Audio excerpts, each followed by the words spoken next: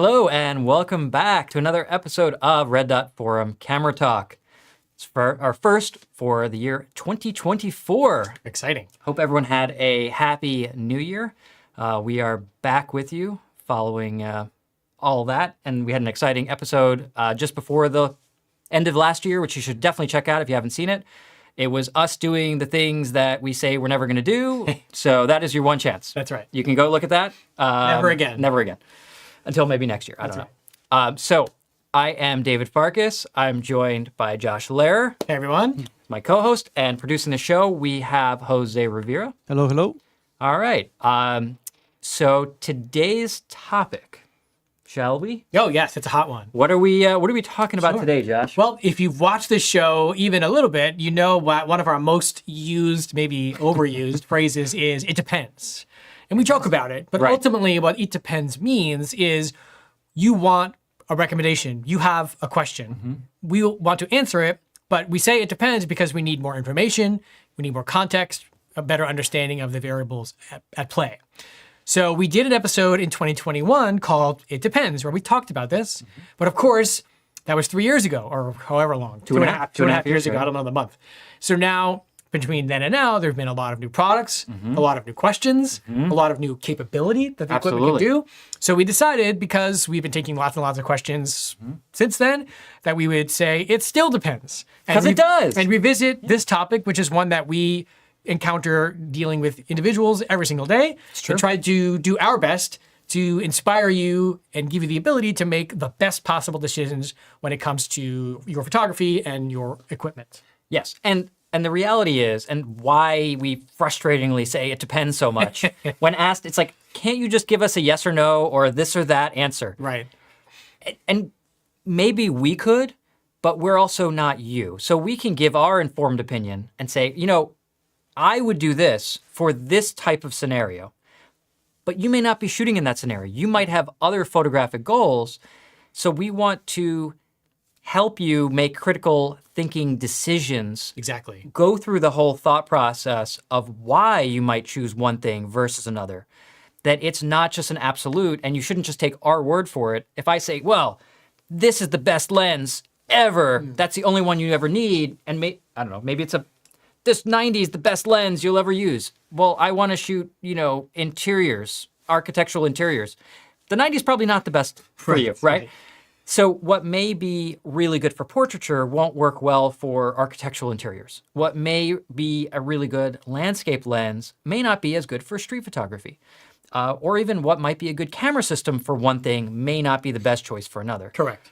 And I think that's complicated a little bit because so many different, let's say, just in the world of camera systems, between the capabilities that we have with M, Q, and SL have kind of crossed over into each other's lanes, where it used to be that, okay, if you want this kind of capability, you use a interchangeable lens, DSLR, and for this, you use a rangefinder.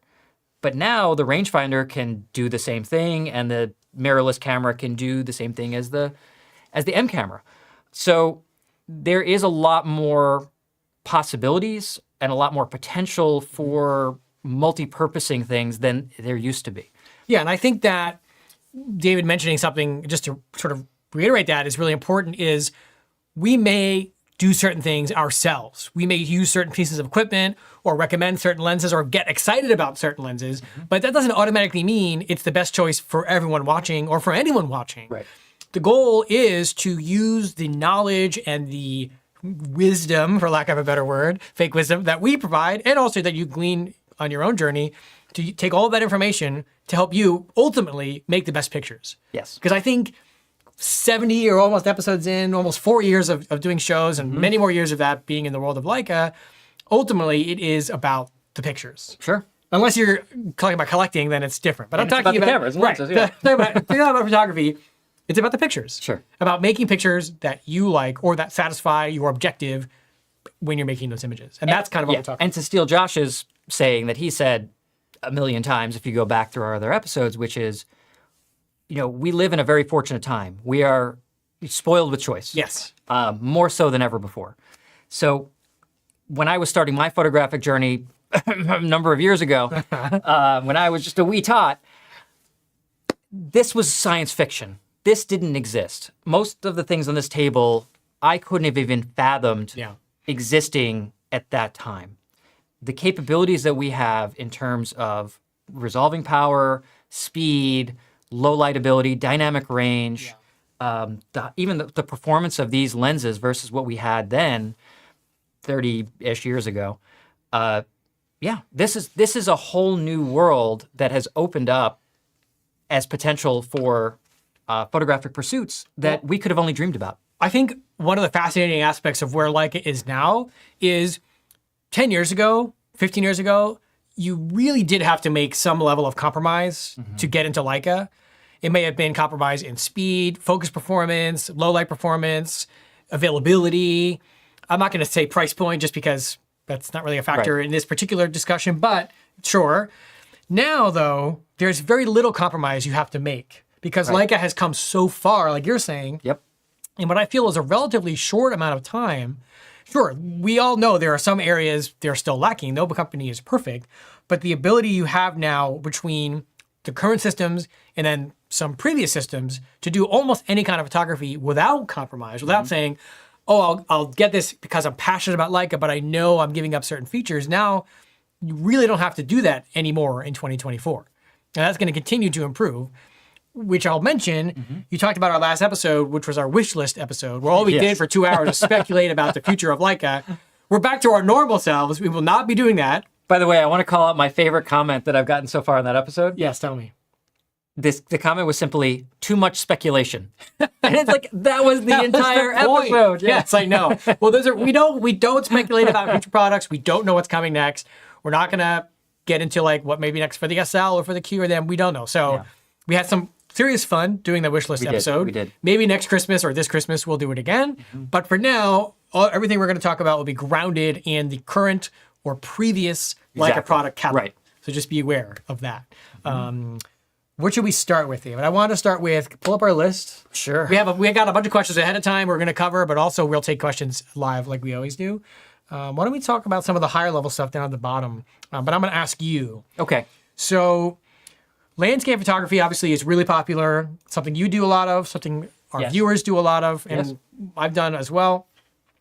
Talk to me about your thought process, first on a high level way, and then more about gear, when you're going to a particular destination. What are the variables you're considering that dictate the equipment that you bring? And also, second half, how has that approach changed over the last 10 years as Leica's equipment has changed? Yeah, for sure. Go. 5. Good answer. All right, next question. All right, next question. Yes. Well, it depends, right? Okay. I think, let me just use a context. So Colin and I will be leading a photo workshop in Norway. I'm leaving in 2 weeks. Okay. So this thought process is percolating in my brain. We also just had our one-on-one Zoom calls that we do with our attendees leading up to workshops that roughly, 3 or 4 weeks out, so that we can go through all these questions and we can address what gear do they have, what gear are they thinking about, and try to help them put together, a packing list without going insane, because many of them haven't been to northern Norway before in the wintertime. And there is certain factors that come into play. So when we're talking, Somebody's actually from Oslo. Yeah. Nice. That's pretty funny. Okay, Anyway, so each destination does have its own unique circumstance. You might be going, there could be logistic factors. So let's say that you're going on, I don't know, some expedition in Africa or something where you're taking a bush plane and you're limited to a backpack for everything. That's your clothes, that's your snacks, that's your medications, that's your camera gear. You need to make some really tough decisions because the overriding factor is size and weight. Then we have destinations that, look, we're going to Norway and flying on a jet to at least get most of the way there, and then we take a little propeller plane for 30 minutes. But generally speaking, we're not limited in terms of gear. So I can take my 36-liter backpack and I can load it up. And I would advise that people do the same. So I think the first requirement when you're talking about landscape or going out in the field is how much space do you have? Do you have any weight restrictions or weight requirements? Are you going to be doing a lot of hiking and trekking where you don't necessarily want to be carrying something really heavy? Or are you just sort of going around by, like we are, by van and only going, a few hundred meters away at a time on mostly flat ground? Let me ask you a follow-up question there. Yeah. Do you have this big 36-liter pack, which I've seen. Do you also bring a smaller bag for kind of like excursions where you don't want to bring the full bag? Absolutely. Okay. Well, and if I wouldn't even say excursions. So I encourage people to bring a second bag to just keep on the van with extra things. Okay. So you're going to go out and maybe you don't need a telephoto that day, or you don't need an ultra wide, or you have a backup body and you don't need to bring it away with you when you're, shooting the sunrise, but you can stash it in a bag, leave it in the van because it's safe, and you lighten your load for the actual little hiking expedition, or just standing around shooting sunrise. You don't necessarily want the bag weighing on your shoulders. So it sounds like your creative possibilities in terms of how much gear you can bring and the kind of pictures you can make when you're doing these kinds of trips first start with the weight requirements and the space requirements. Yeah, you got to go from there. So when you have essentially, say, limitless space and weight flexibility, Sure. You're not necessarily thinking about specific pictures as much because Not yet. Right. you can bring a much bigger kit. Yes. But when you know you're going to be more restricted, how do you decide what stays and what goes? What's your process in terms of, do you think about the kind of pictures you want to make, or how does that work? Oh, absolutely. Absolutely. Okay. So you absolutely do think about the pictures you want to make and the experience that you want to have. Because I would say then, moving on from logistics, you also have environmental considerations. Okay. If I know that I'm going to be in a really wet or wintry or blustery or bad weather place, like Norway in winter or Iceland at any time of the year, or I'm going to be shooting, in, New England in the fall, it can be a little rainy. It's going to be very different than if I'm just going to be in an urban environment where you're generally staying dry, or let's say you're shooting in the desert. You're going to do astrophotography in Moab. That's a much drier climate. You don't have to worry as much about the environmental factors and needing weather sealing. So that's, we kind of work these requirements backwards. And what's interesting, we haven't even talked about, like you said, we haven't talked about the pictures. Right. But what I'm going to just sort of continuing that theme about weather sealing, which is, I think, probably one of the most not thought about variables when it comes to both buying your Leica gear, building your kit, and then getting out and using it, which is M gear, while it is moderately resilient to a nominal amount of spray or rain, is not weather sealed. It's not IP rated. SL gear and S gear is. And Q. And Q as well. So Q, SL, and S gear is going to allow you to make certain kinds of images in environments that generally are not as friendly.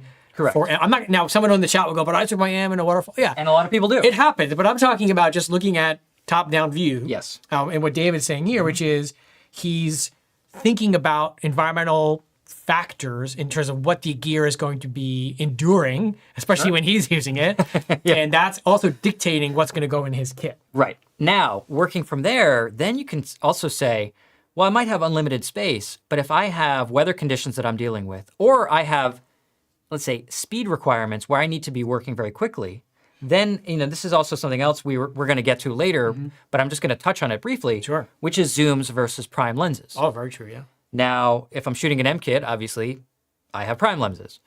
But on an SL, for landscape specifically, I tend to gravitate towards the zooms because I have focal length flexibility without compromising the weather sealing of my body. Well, I think we can get into it a little bit now because we're talking about it. So this is a fascinating aspect of the SL system, something we never really had in the world of M, at least without getting a little creative with adapters, is the ability to use not only zoom lenses, but zoom lenses with performance that exceeds even the M lenses for the most part that we know and love. So in the past, if you're going out doing landscape work, using zooms, you knew there was going to be some image quality compromise. Well, that's what you said 10 years ago, exactly. 15 years ago. There you go. 20 years ago, there was a compromise. Yeah, but now with 24 to 90 or 1635, 24 to 90, 9280 as sort of the big three of the SL zooms. Which, by the way, if I'm not space limited, that's my go-to lens kit for the SL2.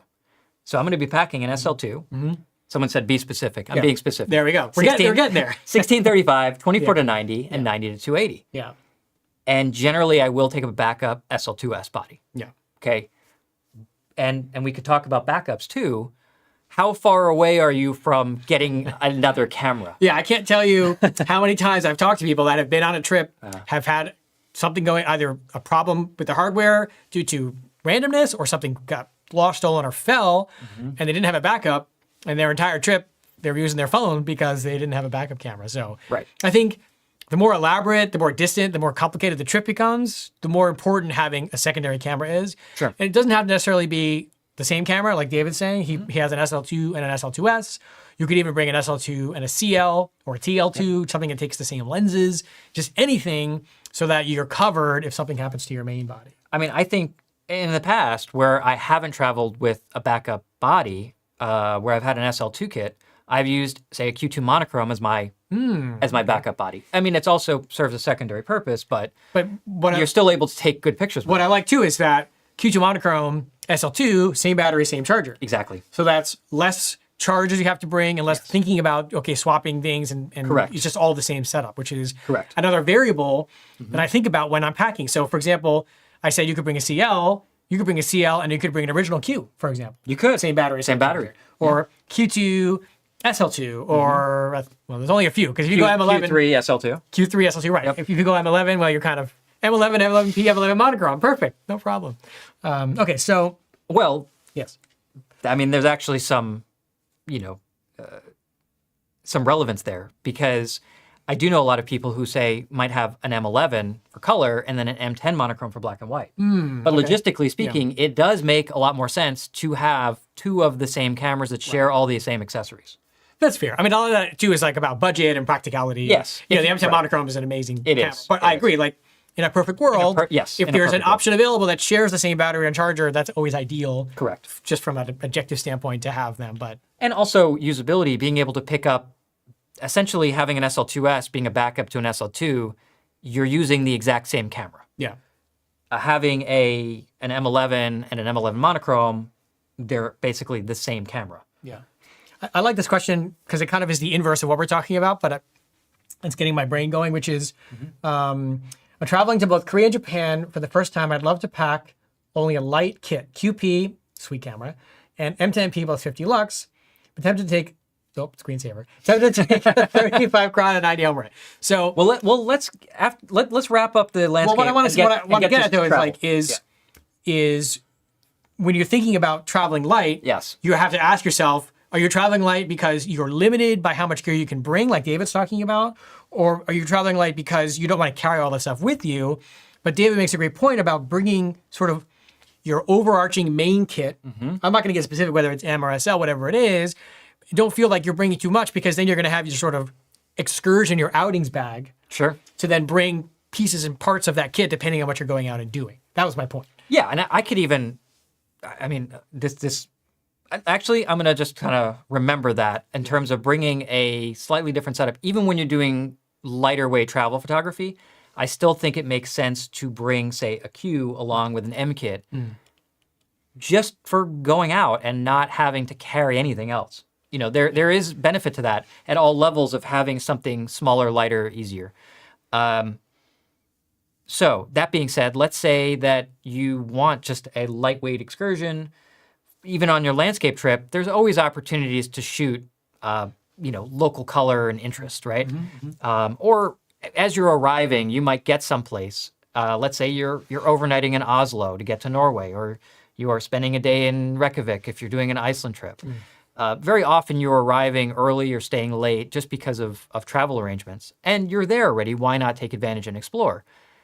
And those are the cases where I'm not going to take my backpack and a whole travel kit. I would just grab a Q, or maybe just an SL body, and I could make the case for one of the small non-apo Summicrons. And that's what Peter's been doing now, which is just throw a 35 or a 50 on there and have a lightweight camera to walk around with, just for snapshots. Just not snapshots, but not a full-on kit, because you don't want to be encumbered by that if you're just laying over. So, but getting back to your original question, which is, how do you know about the photographs and the type of scenarios that you'll face in a landscape environment? The internet is a wonderful thing. So I've heard. You can use Instagram. You can use Google Images. You can use Google Earth. You can use all of these different things. Search for pictures of places that you know you're going to be going. Look at those pictures, and a lot of them either have metadata or photographers have written their tech specs down on the captions. Get an idea and say, oh, wow, I've seen a lot of really cool pictures of XYZ that I'm going to, this particular mountain or this gorgeous waterfall. Wow. And it seems like they're all between, 14 and 18 millimeter. Maybe I need that lens to capture this. Yeah. Or, wow, I'm shooting whales and, a 28 is probably not going to cut it. I need a 100 to 400 to shoot whales from a boat. I think that if you have, do your homework. Look into the type of photographs that you like from that place that you're going. And I assume that you're deciding to go there because you've seen pictures from there and you're inspired to go there and you say, wow, I want to get stuff like that. You can generally figure out with a little bit of research of what's being used and, what kind of equipment would be best for that, at least in terms of focal lengths. Right. I think that's a big one, which is working backwards from resources to make focal length decisions. Yes. Right? We're not talking about camera-specific decisions here, because this could apply to any camera system from any brand. But one of the questions we get asked, and probably is in this chat, is what lenses do I bring? If we're not talking about someone who's going to go out with a 20-pound 3-lens SL2 kit, okay, fine. We get that, right? So then you're not going to do that, which most people don't, although him and I both do that. But ultimately, you need some reference point to work backwards from to give yourself an understanding of what focal lengths do I want to bring with me, given the fact that you're not going to bring all the focal lengths. Right. This is especially true with M, where you don't really have the zoom option. Are you going to bring, like David's saying, a wide angle for waterfalls or a medium telephoto for portraits or whatever you may be doing? And of course, you can also look at your own photography, depending on where you are in your photographic journey. If you've been photographing for 20, 30 years, you can look back at your own work and look at the pictures that you like the best and also the pictures that you like the least, and give yourself an understanding of, when I went to Milan that one time, I brought a 90 and I barely used it and I was really unsatisfied. And if you're going to go to Rome, don't bring a 90, bring a 35 or bring something else. Or look at it from the opposite way. I should try this. Which is, I really didn't try anything telephoto when I was in so-and-so city last time, but I feel like I could make use of my 90 or my 135 this time. Right. So you're not bringing something because you want to make pictures like you've made. You're bringing something because you want to make pictures you haven't made yet. That's a good point. Which is another way For sure. to do that. And something I try to do, I do that a lot with vintage lenses. Right. Where I'm trying different eras of lenses in environments I haven't used them before to make pictures I haven't made before, especially of familiar subjects and familiar territory, just to see what I can do and see what kind of inspiration I can glean from that.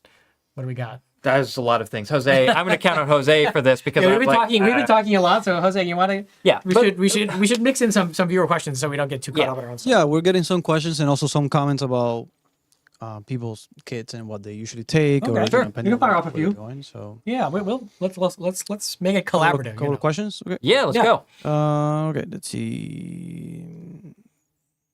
Okay, we have a trip to Tokyo coming up and considering taking a Q3. What other considerations that I should be aware of? I was were just you were just there. there. Yeah, I was there 2 months ago. So we did a trip, Tokyo, Kyoto, Mount Fuji. Tokyo is, you could probably use anything there. It's, first of all, no one's going to look at you sideways, weirdly if you're using a big camera, because cameras are part of the culture in Japan. A lot of people have real cameras. A lot of people are taking pictures. So they're used to that. There's also, like 37 million people in Tokyo. So you're not going to be the only one with a camera. I can say, though, that traveling with a Q3 is extremely liberating when you are trying to cover a lot of ground without being encumbered. I still think there is, now we're getting away from the landscape and talking about just travel photography, because I consider Tokyo to be travel photography, or possibly street photography, which are somewhat close, right? They're crossover there. They're a little crossover. Yeah. And I think the Q3 is fantastic for both travel and for street. Was it just traveling with the Q3 though? I didn't see the question. He said, what are the considerations that I should be aware of?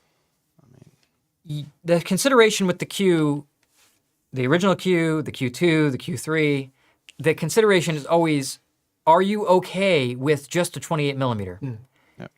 I can tell you, at least from where I am, it's a 14.5-hour flight to get to Tokyo and like one straight week of brutal jet lag. The world is upside down. Take more stuff. Like, you got a long way. I wouldn't artificially limit yourself to just a Q3 and leave everything behind if you have other things. I think that a Q3 is great. Personally, I took an M11 kit as well as, and this is kind of where things get a little hybrid, I also took an SL2 body with a 24-90. That was the only SL lens I took, and I had an M adapter. So what I did for landscape is I used my 18 millimeter as my landscape lens, my wide angle landscape lens on the SL2, and then 24-90 for everything else. And at the start of the trip, I'd say I mainly used the M11. But then as things went on, I got comfortable just carrying the SL2 with the zoom plus the M11 at the same time, because some of the scenarios that you encounter if you're going to various shoots, they can be a little time compressed, especially just in Japan. They tend to be very punctual, and everything is kind of by the schedule, just culturally. So you don't necessarily have as much time to take certain photographs if you've lined up different experiences. So if you have, like we did a shoot with a Mako, which is a geisha in training, and we had a very small time window to take photographs. So you shouldn't be just changing lenses back and forth. You should be taking pictures. We had a 10-minute session with a monk to take a photo session. You generally, if you have those kind of experiences, you should try to be working more quickly. If you're just walking around and you're going around like Shibuya or Shinjuku and you're taking street photos at night, you'll have all the time in the world to do whatever you want. I'd say it depends. It really depends. You couldn't possibly go wrong with any camera system in Japan. It is amazing photographically. Well, I think I would just encourage you to think about the type of pictures you want to take. That's what I'm getting at, right? So, I mean, the Q3 kind of sits outside, or any Q kind of sits outside that, just because it's so low risk to have with you. It takes up very little space. So fine, right? But to augment that, you have to decide, like David's saying, the kind of photographs you want to make. If you want to do a lot of street stuff, Q3 will get you pretty far, but without something a little bit longer, you may feel a little bit stressed out trying to do any kind of portrait work, close-up work, architecture work of like stuff that's in the distance to get some more compression. I think it'd be tough to not have something longer than 28. So then I would bring probably an M kit, at least for me, because a Q3 and an M11 with 1 and 2 lenses can fit in that Oberworth VisaFlex bag that I love so much and talked about last show. So it's one small bag with a lot of flexibility. Well, let's say you could even have an M11 with a 50 and a 90. Yeah. And then your Q3 is your 28. Yeah, Q3 or Q camera. I don't want to just talk about Q3 because the other Qs work really well. Q camera, M body, 50, 90. That's a really nice kit. Yeah. That's a really, really nice, because you could crop your Q to a 35. You could crop your M50 to a 75. You could crop your 90 to 135. So you've got flexibility. Some additional flexibility there. And that's still a relatively small kit. Yeah. And if you're feeling spicy, add in a 21 or a wide angle trialma or something on the real wide. If you want to have some fun. But I think like a 2M lens kit with an M body and a Q3 or Q2 or Q would be awesome. I think that'd be a lot of fun and give you a lot of flexibility. Of course, unless you need, like you're doing whale watching or safari or anything else where you need the reach, then no, that kit's not going to be useful for you. Yeah. Unless you're trying to be super creative and shoot safari with an 18. But generally speaking, I would say, to be really, really specific now, in the markets there, like the Suzuki market in Tokyo, a 21 or a 24 is so much fun because you can just set it to hyperfocal distance at 1 meter, f8, auto ISO, and boom, just shoot to your heart's content. And I think their 28 is like edging out to be too long. It's not quite wide enough to be able to pull off the hyperfocal. Yeah, I think that's fair. Yeah. So, you know, Well, you can't talk about 24 because, there are no 24s. I just said 21. Oh, you said 21. Okay, sorry. Well, I said, I mean, both. well, I Yes, mean, we know you have a 24. But I have a 24, but yeah. I would say 21's even better there. Yeah. Yeah, 21 Super Elmar on an M. Yeah. Or now the new 21 Apple on the SL. Apart, and I will also say, in Tokyo, Mm-hmm. I don't think I once used my 18. I didn't use that until I got out to the country and started doing some landscape. So what you're saying is this is going to be for sale now. Nope. Nope. All right, just Yeah. saying. So, The highest bidder. so a case could also be made for just an SL2 and a 24 to 70. Or an SL2 and a 24 to 90. Well, I think true. A lot of that comes down to if you want to minimize the weight on your shoulder, QM is going to do that. SL2, even in its lightest configuration, does weigh more. I mean, I don't think it weighs a lot. I think that's up to the individual. Yep. That's the biggest downside of all the kits we have available that are sitting on this table is if you go SL, objectively, you are carrying around more weight. Right. I mean, look, if you have, well, that's a 35. Pretend this is a 50 because it's the same barrel. I'm just going to cover 50 versus 50, right? So, yeah, obviously there's a pretty big size difference in terms of this is a 50 cron and this is a 50 cron. And I mean, the this is a SL lot with smaller. M lenses lightens it up considerably, but still, it then you still lose does it, way yeah. more, and then you're losing a lot of the benefits. You are. I mean, again, I was just going to say it depends, but it Well, does it does depend. It It does depends, but this is depend. why we're having this conversation because For sure. for us, we're trying to sort of suss out the variables that your individual situations may be in and help you figure out what is the best option. But let's go to another question because we're getting down the rabbit hole now. Sure. Go. All right. Okay, David, how relevant is for your landscape the S3 or 007, or are you done with the system? Why don't you seem to use it anymore? I think this is a good question, and I think we both should address this. This is a good question. Yeah. I, as many might know, I use the S kit, the S system, as my primary landscape kit for 10 years. That's no small amount of time. I certainly was very comfortable with it. I still look back at the pictures I took, even with the original S2, and they're still phenomenal. The lenses are great. Such a really interesting character of the S lenses because it's that balance of super high performance, but still with a little bit of a classic look to it. I mean, it's like a perfect blend of SL and M in terms of the optical fingerprint on an S lens. And it's medium format. So you're getting that advantage of being able to use longer focal lengths with a wider field of view. If you want to learn more about that, I wrote a whole article on S lenses. And we have an episode From from back in the day on the S system. but to simplify it, basically, my most used lens on the S kit was the 45 millimeter 2.8. And the 45, obviously, you can figure out that it's going to have the look and feel of a 50 millimeter. 45, 50, it's the same thing, right? So it's going to look like a 50 millimeter, which is very, very neutral, no distortion, no field curvature, nothing, except it had the field of view, still has the field of view of a 35 without looking like a 35. So that's the advantage of medium format, is that your focal lengths can be longer, meaning you don't have the exaggeration of wide angles and still getting wide angle field of view. I'm just going to kind of end that there, but if you want to learn more, we have lots of You haven't stuff. answered the question yet. I haven't answered the question yet. It also brings us to the prime versus zoom debate, to retouch on that. And as advanced as the S lenses were, I still opted to use prime lenses, not the 30 to 90 zoom, because part of that is because of ISO performance was somewhat limited on the original S kit, especially like the S006 that I was using at the time when the 30 to 90 came out, because that's a kind of a slow lens. Was 4.5, 5.6? Yeah. Yeah, f 4, 5, 6, 30 to 90. So equivalent to a 24 to 70. A little bit slow for a camera that didn't do great over 1600 ISO. So I went with the primes. And that meant carrying 24, 30, he's laughing, Yeah. 24, 30, 45, 70, 120, sometimes 180.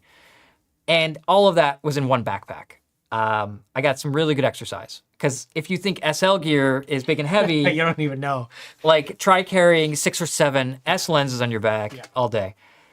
Love the system, but when the first SL601 came out and I got my hands on that 24 to 90, and it was the only lens at the time. That was the first and only lens available. I was blown away by how good that lens was at every single focal length. It was the first zoom that I used that was as good or better than Leica prime lenses. M lenses. M lenses, yeah. Leica prime M lenses. So, yeah, 24, 35, 50, 75, 90, 28, whatever. The whole range. Just exceptionally good.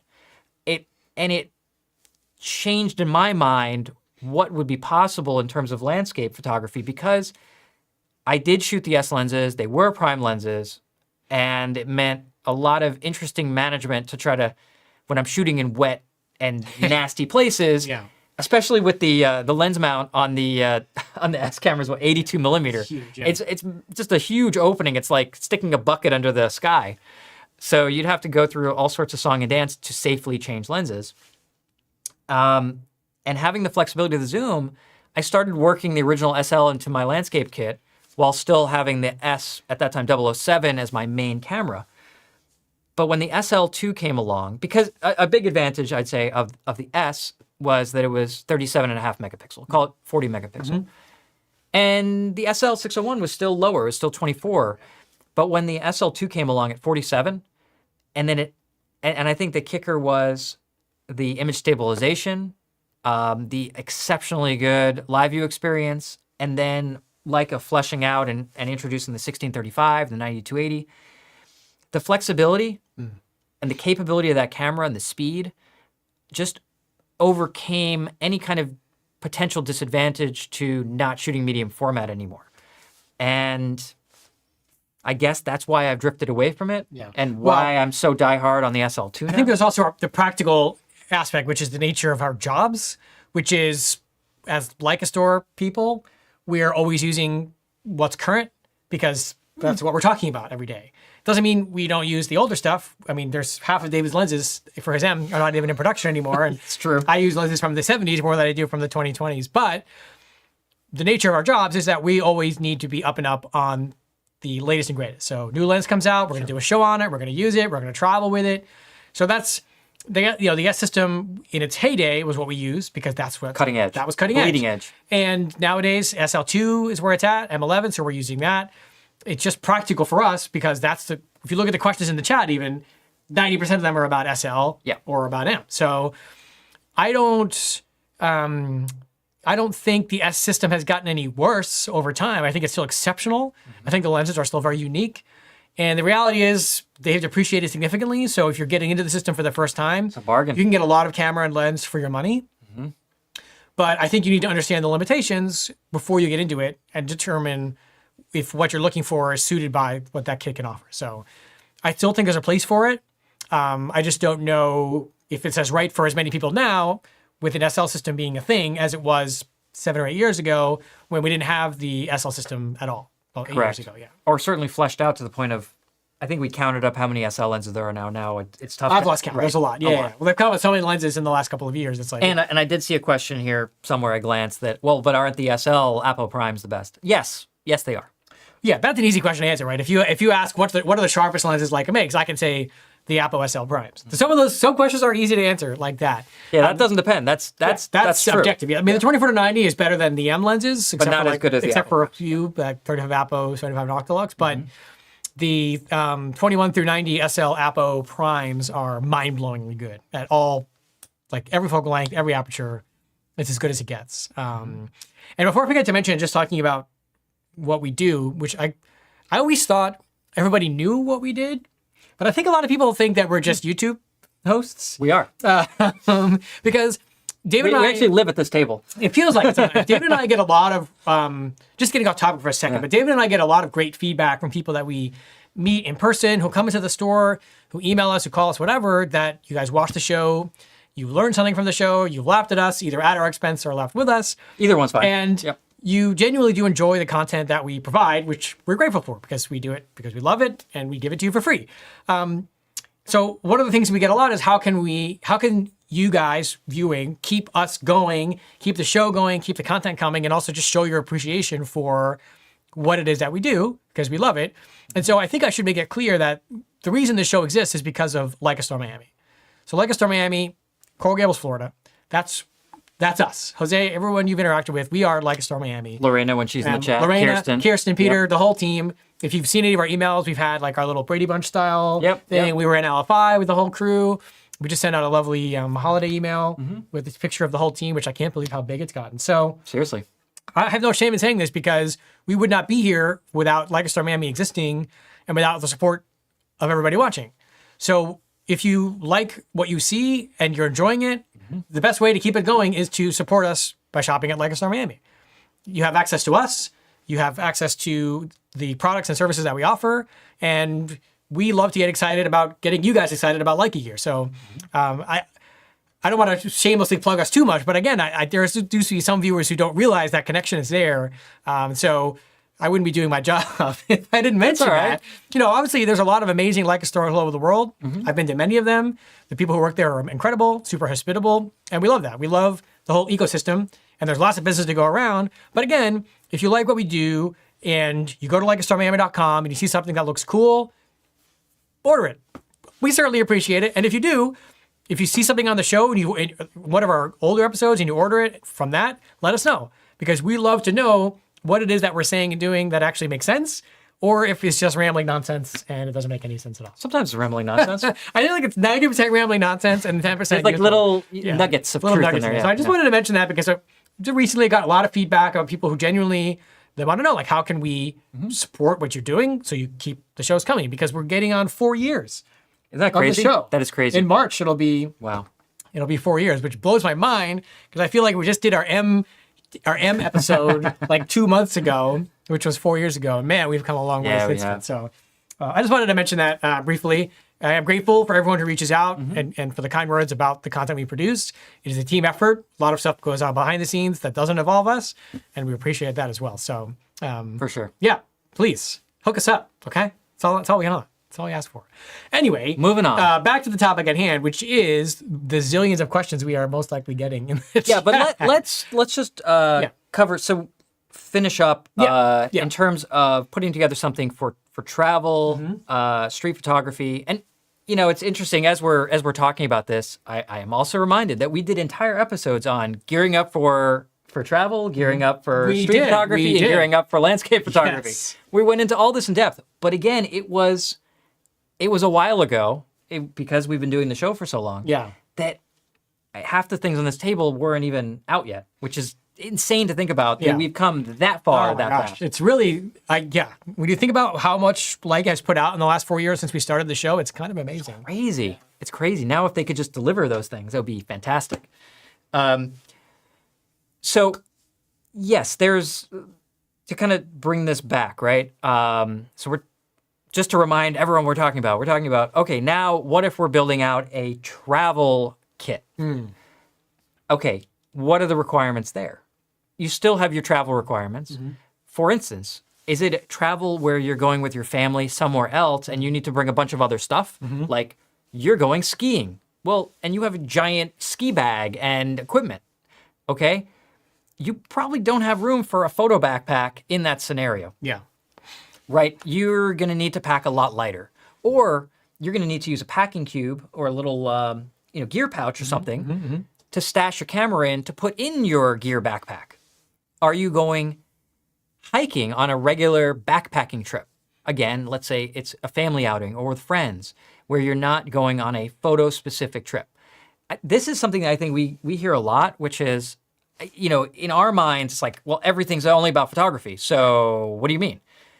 But people will say, they'll ask, they say, okay, well, I'm going with my family and we're going on a 1 week hiking trip or bicycling trip or motorcycle trip. We hear, insert whatever here. We've heard it all. Right. Because you've heard this all, right? I like to say I hear it all, but then every other day something new comes up. I'm going on this kind of trip. Yes. That's not a photo trip. Yeah. I'm going with these people that are not photographers. Yeah.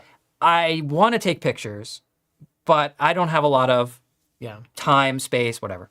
How would you suggest that they build out their kits? Well, the first thing I do is I always make sure when I'm going on one of those kinds of trips, I have what I call my dinner table camera, which is, imagine you're out at a restaurant, whether it's with your family or your friends or whoever you're traveling with. I want a camera that I can put on the dinner table and not worry about it. So you could imagine if you have an SL with a 9280 and you're going to have to make an additional reservation for one extra person just to have that spot on the table for that kit. Wham! Whereas a Q3, Q2, Q, CL with Yeah. a pancake with an 18 or a 23, you can stick that on the table and it's not going to get in your way. No. And it's nice because you may want to take photographs during dinner or during the meal, spontaneous moments, or anything interesting that you see, depending on where you are. So I always like to have at least one dinner table camera with me. This is especially true when I go to New York City, LA, Seattle, big cities, where I know the main reason for me being there is not for pictures. It could be visiting friends or family or whatever, there for work. Or it could be at a conference. Yeah, I want to meetings. have that dinner table camera with me all the time. I did that when I was in Germany in October. I had way too many options for that, but ultimately, that's my first thought process, is I want to have something that no matter what situation I'm going to be in, it's not going to be out of place. But going from there, you have to decide also how much time you're going to have, if you're talking about if you're with family, to photograph on your own, and how much patience the people you're with are going to have for you doing that. And that's another area where an SL2 with a 24-90 can do a lot. Because you don't have to change lenses. You're not changing lenses. You're not worrying about leaving a lens behind or having to go get another lens. And it can do a lot of different things. If you need to satisfy family portraits or pictures of your friends or selfies or whatever, it can do it. But then when the shooting gets serious, you've got some beautiful scenery ahead of you or something that really merits the right equipment for the job. An SL2 with a 24-90 will pretty much do almost everything. I mean, I hate to say it like that, but objectively, an SL2 with a 24-90 is an unbelievably flexible kit. Yes. And the only real compromise is that it's heavier than an M kit, like the equivalent M. But an M with a 24, 35, 50, 75, and 90 is going to get pretty ungainly, and it's going to be a lot slower, for better or for worse, than an SL2 with a 24-90. Yeah, so, there's always that dealing with non-photographers and being impatient, or you want to actually be in a photograph and hand someone else a camera. That's not happening with an M camera, unless you happen to be traveling with a bunch of photographers. Yeah. That's where a Q makes, I'd say, the most sense as your dinner table camera. And certainly where I've used it in that scenario, because you can hand it to anybody. Yeah. And if you put it in face, eye, body detection, eye, face, body. Well, what I do is, you just click. just to interrupt you, on that topic, is I have a user profile called handoff. Oh, come on. So I can just literally hand the camera off to someone, Wow. and it goes full auto, face detection, auto ISO with a huge range and a fast shutter speed. So that way I can just hand the camera to someone and say, take my picture or do whatever. And all I got to do is literally tap the screen, change my profile, and hand it off. Nice. Whether it's like a waiter somewhere or a random person on the street. Well, I wouldn't hand my Q3 to a random Probably person on the not, street. But no, you get what I'm probably saying. not. So that's super, super useful as well. But yeah, I think that with a Q3 or Q2 and an SL2 and a 2490, you can do 90% of things. Obviously, there's some creative things you won't be able to do, like shoot at f1. But from a practical, with a bunch of people who aren't on a photo trip sense, that two camera, one lens, I guess, is extremely flexible. Yeah. Agree. Yeah. So, and it's interesting because you can actually walk around with an SL2 and a 24-90 in, say, New York City or Paris or Tokyo and not actually even need a camera bag. You just slip an extra battery in your pocket and that's it. I mean, that's pretty liberating. So even though it's a larger and heavier single piece, the way, I took my strap off the camera here, but I have this nice Slide Light Peak Design strap. And, very often I'm just carrying the camera crossbody. And I don't know if you can see where it hits, but basically the camera just rests on my hip. So, and when the lens pointing down. I don't feel it often walking around with it, or even I'll put it off on one shoulder and shorten the strap again, so the camera falls on my hip. Which strap? Tell us again what strap that is. This is a Peak Design Slide Light. Okay. It also has quick release ends, which is really great if you need to put it on a table for a YouTube show. Usually, though, if I need to take it off when I'm on a tripod and I don't want this acting like a sail. Yeah, I'll take it. Thanks. Yeah, and I happen to love that midnight blue. I have that in black and gray also. Yeah. It's my favorite strap. Yeah. And it's maybe one of the least expensive things you could ever get for, I think it's like $80 or something. Yeah, that's right. It's a great strap. But yeah, the idea though is everyone thinks that, it's so big and heavy, but you're not thinking about the not having to carry a camera bag and other lenses and other accessories. So there is a trade-off, and I think everyone should kind of make their own decision of what they want. But there's also, let's say, nothing quite as discreet, and the feel of just carrying around. Maybe not a silver M is not that discreet. Okay, but, well, there we go. Monochrome. There we go. That's discreet. this is pretty discreet Yeah. versus this, right? So some people may look at this, and this will depend on where you're going. Oh, they're a professional because look at their big camera.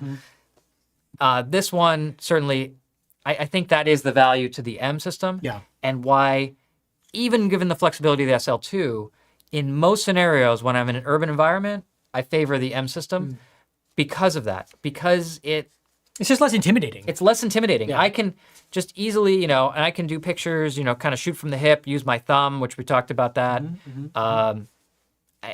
It's non-intrusive. It looks, actually, if you use a silver camera, Yeah, it looks like vintage. it looks like a vintage camera. Yeah. And, people are like, oh, he's using an old-fashioned camera. How cute. That's why you need to have an M10D, you see, because it has no screen on it. And it's or got an the little MD262. lever, So yeah. people can look at it from behind and don't even see a screen. They think it's like an old something Yeah. camera, which is like kind of a secret photography hack. Let's do a couple questions. Sure, let's do it. Jose, do you mind? All right. So we've got a few questions today about difference between the 24-70 and the 24-90, Sure. and if it's which one should you take? Is one is lighter, but so if you want to Yeah, I mean, kind of go over that. first I'll mention we do have a show about 24-70 Entirely. where Yes. I talk about in depth and compare it to the 24-90. The short version is optically the 24-90 is generally better. It is considerably larger and heavier. Part of that is because it goes to 90. The other part of that is because it has image stabilization in the lens since it came out with the SL601, which did not have sensor-based stabilization. 24-70 is fantastic because it's very light and the performance is actually very M lens-like. Yes. So I show examples of this during that episode, but basically if you're doing portrait work where you want that more sort of soft fall off, a little more vignetting, 24-90 is a fantastic, 24-70 Yeah. is a fantastic option for that. So when I travel, if I'm doing people pictures, 24-70 is more likely to be in the bag, especially if I'm moving around a lot and I want lighter weight. If I'm doing my automotive work where I need the higher performance, 24-90 is going to be in the bag because I want that performance and I'm not as concerned about weight. If I'm going to be on a tripod most of the time, 24-90, because again, I'm not even holding it at that point. So the weight is basically irrelevant. Right. But watch that episode sometime if you want to see a lot more insight. And I'll just throw this in there for the two people that will ever watch this that are doing video. I would also recommend the 24-70 if you're doing video work because it has, again, that more naturalistic look to it in terms of center sharpness with a smooth fall off to the edges that is just nice cinematic. It also, because it's constant aperture, you can zoom without any change in exposure. Good point. So Okay, let's go to another question. 24-70 has its benefits. For me, Or not. no. For me, I just love the 24-90 Yeah. because size B, whatever. And I'm shooting landscape, so I'm looking for that edge-to-edge performance. Okay, that's fair. Okay, Jose, what else you got? Go. All right. What is the best M or SL lens for astrophotography? You should I mean- come on our astrophotography workship, and then we'll tell you. I would say it depends, except I can give you some specific examples. Okay. We in our kit, in our workshop kit, we have a 21 Summilux. 21 Summilux is probably the best astrophotography landscape lens because it's the widest and fastest. The challenge with astro and getting really interesting shots is having enough light gathering capability. So you're raising your ISO up on the camera, but at a certain point, noise starts to take over from the stars. So you need to keep your ISO low enough, but you also need to keep your shutter speed short enough, less than 10 seconds. Otherwise, the stars start moving because you may not know this, but the Earth is actually not sitting still. Yeah, it's kind of That's what you say. it's I don't know. rotating and it's going in orbit around the sun. So So it's flat. Don't start. don't Jose. start, Jose. Anyway, at a certain point, you generally after about 10 seconds, you can start seeing little half moons form. And for the most dramatic pictures, you want to see those pinpoint sharp stars. And it's funny you should mention this because within just a matter of days, our colleague Colin from our last Moab Astro trip actually recorded a tips and tricks video on his top tips and tricks for astrophotography. And he goes over that exact thing. And the lens he uses as an example is the 21-1.4. So I would say that's probably the best one. And he's actually using it on an SL2S, which also for us is the best camera for astrophotography because of its low light ability. If we're talking about SL lenses, the new 14-24 is going to be a great option because it's even wider and it's 2.8. You may be able to get away with a slightly longer shutter speed before you see star movement because of the angle of view. Again, it depends on what your vision is for astrophotography. If you're looking for that all-encompassing huge shot, I'd say the 14-24 or the 21-1.4 M lens. There's also other L mount options, But we'll talk about that later. that you could also explore that would be wide and fast. We're getting there. I just want to change it for a second and mention someone's asking about the Leica M Edition 60. That's actually not the only stainless steel camera they made. There's also the 100 Years M set, which was an M9 monochrome, an MA, and 3 lenses. That was also stainless steel. But since then, no, they have not made anything. I actually don't disagree with. 21 Apple SL? Yeah. you know- Have you shot it? You haven't shot it yet, right? I haven't. So I it's haven't. Too new, yeah. It's so new, but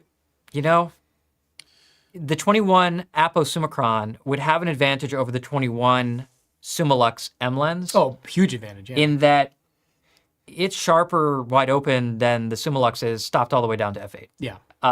Corner to corner. Yeah.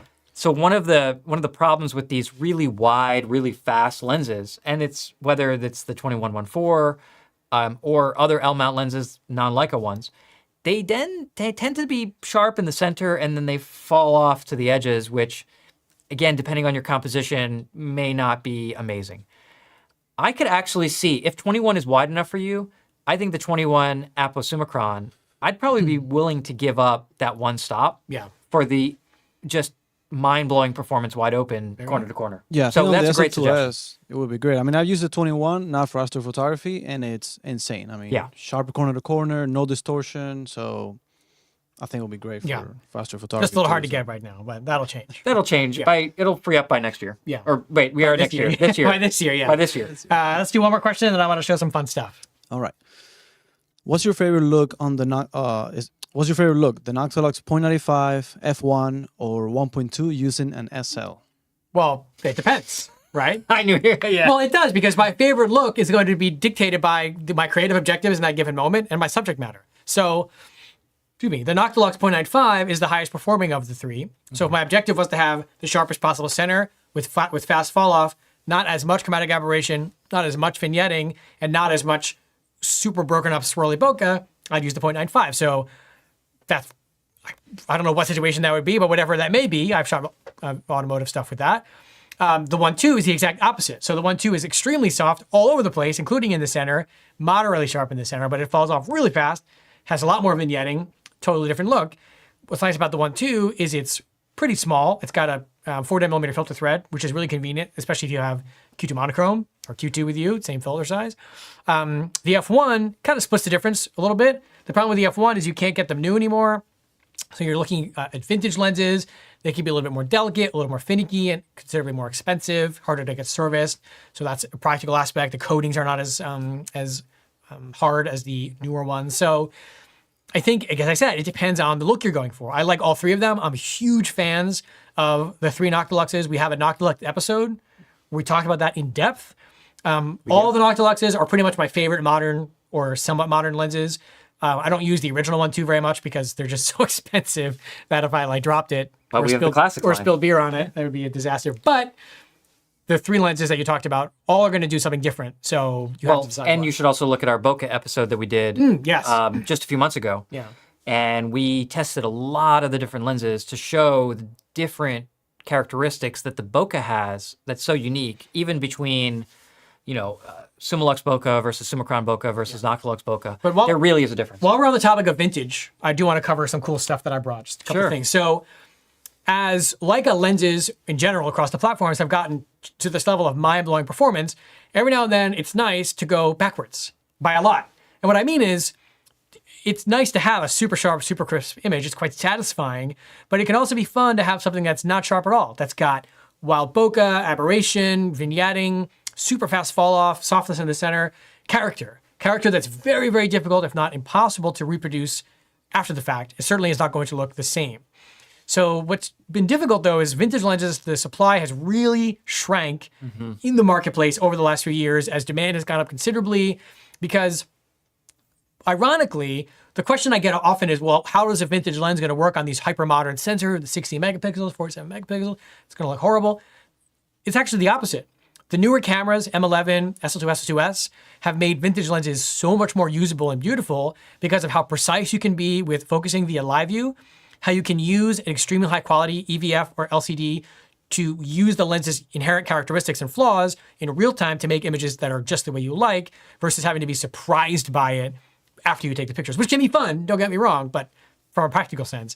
So for me, the SL2 and SL2S are the best platforms for vintage lenses I've ever used in all my photography. I have two cool ones that I'm going to show you guys today that I just got back from a fresh service. One is a little more exotic, and the other one is a little more practical.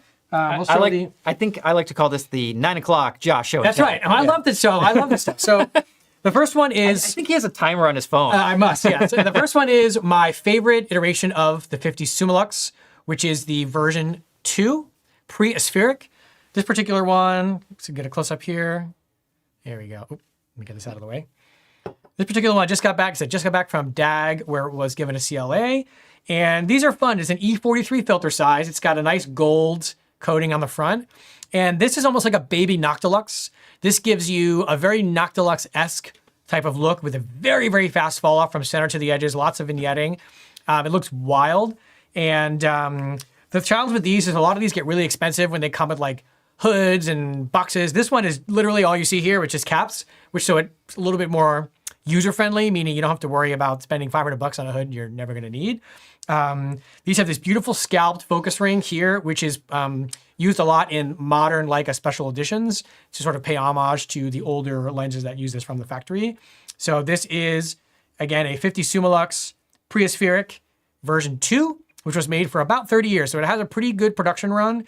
A lot of these fell victim to haze and fungus, mold, and all kinds of weird stuff. The coatings are very soft. This one is in actually pretty nice shape. DAG, he did a really good job on this one. So I would have no hesitation take this thing out and using it. And this is listed, I just listed it on the site. There's no images or anything yet. So if you're watching the show, you're seeing it. Jose already dropped a link to it. So this is the first one. The other one is a little more interesting. Before you move on, Josh. Yes. We have a question. How is it different from a Summilux version 3? Yes, Summilux version 3 is the same optics, except it has a 0.7 meter close focus distance versus the 1 meter on these. The version 3 is the most expensive one. They're very difficult to find nowadays, and they look modern, like the physical design looks modern, which is cool, but also if you want a vintage looking lens that also renders vintage, the version 2 is kind of the sweet spot because they're not crazy expensive. They're made of brass, whereas to go brass with the version 3, you had to go silver chrome, which is even more hard to find. Most of them are black. So I think this is kind of the sweet spot for accessibility, both physical appearance and then the rendering performance as well. So these are a lot of fun, equally fun on an M or an SL2. That's the first thing. What do you got next? The next one. When you hear the words steel rim, the first thing you probably think about is expensive. Or this one. The second thing you probably think about is the steel rim reissue, which is right here. Right here. So this is a lens like introduced last year at the Celebration of Photography, or 2 years ago, I guess. Gotta get used to saying that. Well, a year and a half ago. At the Celebration of Photography, which is a part of the Classic Series line that includes some other reissued lenses. But the original steel rim is what I'm talking about. And what's been fascinating to see is the splits of where steel rim pricing has gone. The standard M2 variant without goggles, especially ones with boxes and packaging and all that, are 5-figure lenses, $10, $15, $20, $30,000. Wow. If it's black paint, it's $100,000. But I think there's a sweet spot for individuals that want to use a steel rim, not collect a steel rim, although you can still do that.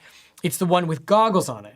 Because the M3, which was the current camera at the time the steel rim came out, or one of the current cameras, doesn't have 35 millimeter frame lines. So in order to use a 35 millimeter lens on the M3, you needed a essentially reverse magnifier to make the viewfinder wide enough to see a 35 millimeter field of view. Something very interesting that we just got in, just back from DAG as well, is we need the sound effect. an original steel rim. Wait, we'll get a close up here. There it is. There we go. This is what we would call the M3 version of the steel rim. So you can see, there's a filter on it, but you can see the steel rim right here, the iconic steel rim. Now, there's one huge and unsung advantage of having the goggled version of this lens, aside from the fact that, of course, it works well on an M3, is the non-goggled version of this lens focuses down to 1 meter. This focuses down to 0.65 meters. So you can't quite see that. Here we go. Maybe you can see that right there. So this focuses 35% closer than the version without goggles, except you're not giving up any compatibility. This works on an M11, this works on an SL2. I've tested it on all these different cameras. So even though it has the goggles and it looks like it might not mount on various newer cameras, it works on all of them. Now, you can focus it with the rangefinder on an M11. The only downside to that is that with the reverse magnification, it does make the viewfinder pretty small. I would also say that you would want to use live view either via the VisaFlex or the LCD, just because even though this lens was serviced, the calibration tolerances for these older lenses is nowhere near what they can make today. So you may want to use live view just to get the best results. But now, I just have to interject. That yes. looks amazing. This looks sick. Yeah, this looks so like sick. I love that now, combination. There's a few cool things about this lens specifically that I want to talk about. Number one, because it's literally just the lens with a rear cap and a period correct filter, you're spending under $10,000 to get an original steel rim. Another really interesting thing about this lens specifically is these lenses started production with serial number 1730001. This is 1730620. So it's from the first, under the first 1,000 produced from the first batch in 1960. So as the steel rims and the 35 Summilux preaspherics evolved, the coatings changed, and they lost some of that glow over time. So the most desirable steel rims are the early ones. And this is pretty much as early as you can get. And again, because it's A, the goggle versions, which just is a little bit less expensive, and two, because it's literally just the lens, it is priced at a point where you could actually get one of these things and use it. I actually shot around the store with it after I got it in because I couldn't help myself, and just a few casual images around the Leica store, and I actually threw them up on the computer, and David, if he'll I will attempt to prepare them for viewing. And you can see just why the steel rim is so prized for the way that it renders. Okay. Jose, you can switch to the copy here. This is just wide open outside. I literally just walked outside the store and photographed some of the Christmas decorations. Random flower. Again, this is just walking around by the store, but you can see the way the focus, here we go. This one I like. Wow. The bokeh is just wild on this thing, and there's no way you're going to replicate that. Look at in any kind of the red. post-production. Yeah, that's another one of those giant pile of Christmas ornaments. And it's just And I tried to really hard to show the flare. This lens flares in an amazing way. I'm basically shooting into the sun at this sort of little knickknack store a few doors down. And then one more. And again, just showing the fall off, although it's actually pretty good in the center. Pretty good. It's not modern lens sharp, but the fall off is incredible. And then, of course, the last one's the most important. The picture of the buddy. These are shot on an SL2 because it's just the easiest camera to use this lens on. It would be an SL2 or an SL2S. But you can see the fall off is incredible. The way this renders is amazing. Again, there's a reason the steel rims are so prized. And if you think about, I'm never going to buy a steel rim because of $20,000, this is a really nice opportunity to get a freshly serviced steel rim. Sure, it's not a lens that's probably going to go to a collector because it's just the lens with a rear cap and a filter, but something really unique to kind of change up what your photography is going to do. And again, it works on any modern digital M or SL. And Jose can drop a link nice in the chat. So I just want to show off two cool vintage lenses that we got. Just if you're looking for something different to mix it up in your kit, you're talking about inspiration and being motivated to get out and shoot, these are good ways to do it. Well, and let me ask you this as a follow-up, Josh, since you're on the topic. Yes. Some people would ask, okay, new versus vintage. Sure. Right? Like a modern era. Sure, sure. And it's a little more complicated. We have modern, and then I guess we're living in the postmodern era, right? Because we're now in version 2 and version 3 of modern lenses where they've been improved even further. But let's just put the demarcation point of modern aspheric lenses versus preaspheric vintage lenses. What's better? Oh, I love that question. So I think... And we're talking about M here. Right. Vintage M lenses versus modern M lenses. Yes. How do you decide what to take out? And number one, I think before we even talk about performance, it comes down to usability. Let's be realistic. Vintage lenses are just more finicky. The focus rings are just never quite as smooth. They take weird filter sizes sometimes. The hoods can be, number one, really expensive, really delicate, and some of them really just barely stay on. They're like, you breathe on it and it falls off. So from a practical standpoint, there are definitely compromises you're making. They're not as sealed or resilient. The coatings are softer, so you have to be very careful when you're trying to clean one because you could easily damage the coating. But the upside to all of these inconveniences is that you're getting a rendering that, well, someone will look at that image, and even if they're not a trained photographer, will see there's something different about it. There's something special, something unique. And there's a lot of satisfaction when you do that. And also, if you're in a bit of a rut and you're having, a bunch of Apo lenses, getting something vintage can kind of give you a bit of a kick in the seat of the pants to say, wow, look what this camera can do. The pictures I showed you, I literally walked out the front door of the Leica store and turned left. And then the Enzo is right on the corner. So I did that because that's an environment that I shoot all the time in. But when I take out a lens that is really exotic and really different, I'm still inspired and I'm enjoying myself. And I was laughing as I was making those photos, looking at the screen, like, so this is crazy. absolutely wild. So that's what the vintage side will do. Of course, the downside is that you don't want to use that all the time because it can get a little repetitive. If every one of your shots from your whole catalog is all from its vintage lenses in the modern era, it may start to get a little bit repetitive. So it's nice to have the balance. It's like if you went to a restaurant and it's like you try one dish, it's like, tons of garlic and you're like, oh, garlic's great. Yeah. And then you order all these other dishes in the menu and it's like everything is just a garlic bomb, including dessert. It's like your chocolate cake has garlic on it. And you're like, okay, maybe the chef is using just a little too much garlic. Yeah. And it can, photographically, I think you can certainly run into that issue, right? Where there is something of too much of a good thing or too much of just that hitting that same note, right? You want some variety, some variation. Some people don't. I mean, some people, maybe they say, no, that's not true. I want this one look, and I take this one kind of picture, and that's it. Maybe someone's project is shooting a picture of the Chrysler Building every day for 30 years from the same exact point of view at the same lens, and that's their project. Listen, photography is a unique endeavor, and everyone has their own vision and what they want out of it and what they bring to it. We're just saying in this example, and the way I look at vintage lenses as well, is it's just a different paintbrush in your kit, right? It's just a different look. So if, like Josh says, you're like, okay, everything is just sharp and everything kind of looks the same, how do I introduce something new? Maybe that's a Noctilux. Maybe getting a modern Noctilux is going to be a totally different look. And we so often will see someone who has a 50 Apo M and a Noctilux 50 because they're so different. Even though they're the same focal length, they're completely different tools. And by that same token, maybe somebody has a 50 Apo and they have a version 2 50 Summilux preaspheric, right? Because it's a completely different look and feel. It is so much fun. I mean, I am a huge nerd for vintage lenses on the SL2 and the SL2S, and then now M11 with the VisaFlex, but more with the SL2 because it's just so easy. I'm like addicted to it. Every time I get a new vintage lens in the shop, first thing I do is go out and shoot with it, like I did with a steel rim, and it changes the way that I move and that I shoot and that I think about what I'm doing. And I'll say this again, the huge advantage of, let's say specifically an SL2 or an SL2S is I'm experiencing what the lens is doing in real time. So I can compose and focus and shoot around what the lens is doing in real time versus using a rangefinder without live view. Yes, you can focus and compose, but the bokeh, the flare, the chromatic aberration, the spherical aberration, all the quirks and characteristics of the lens you're missing out in real time.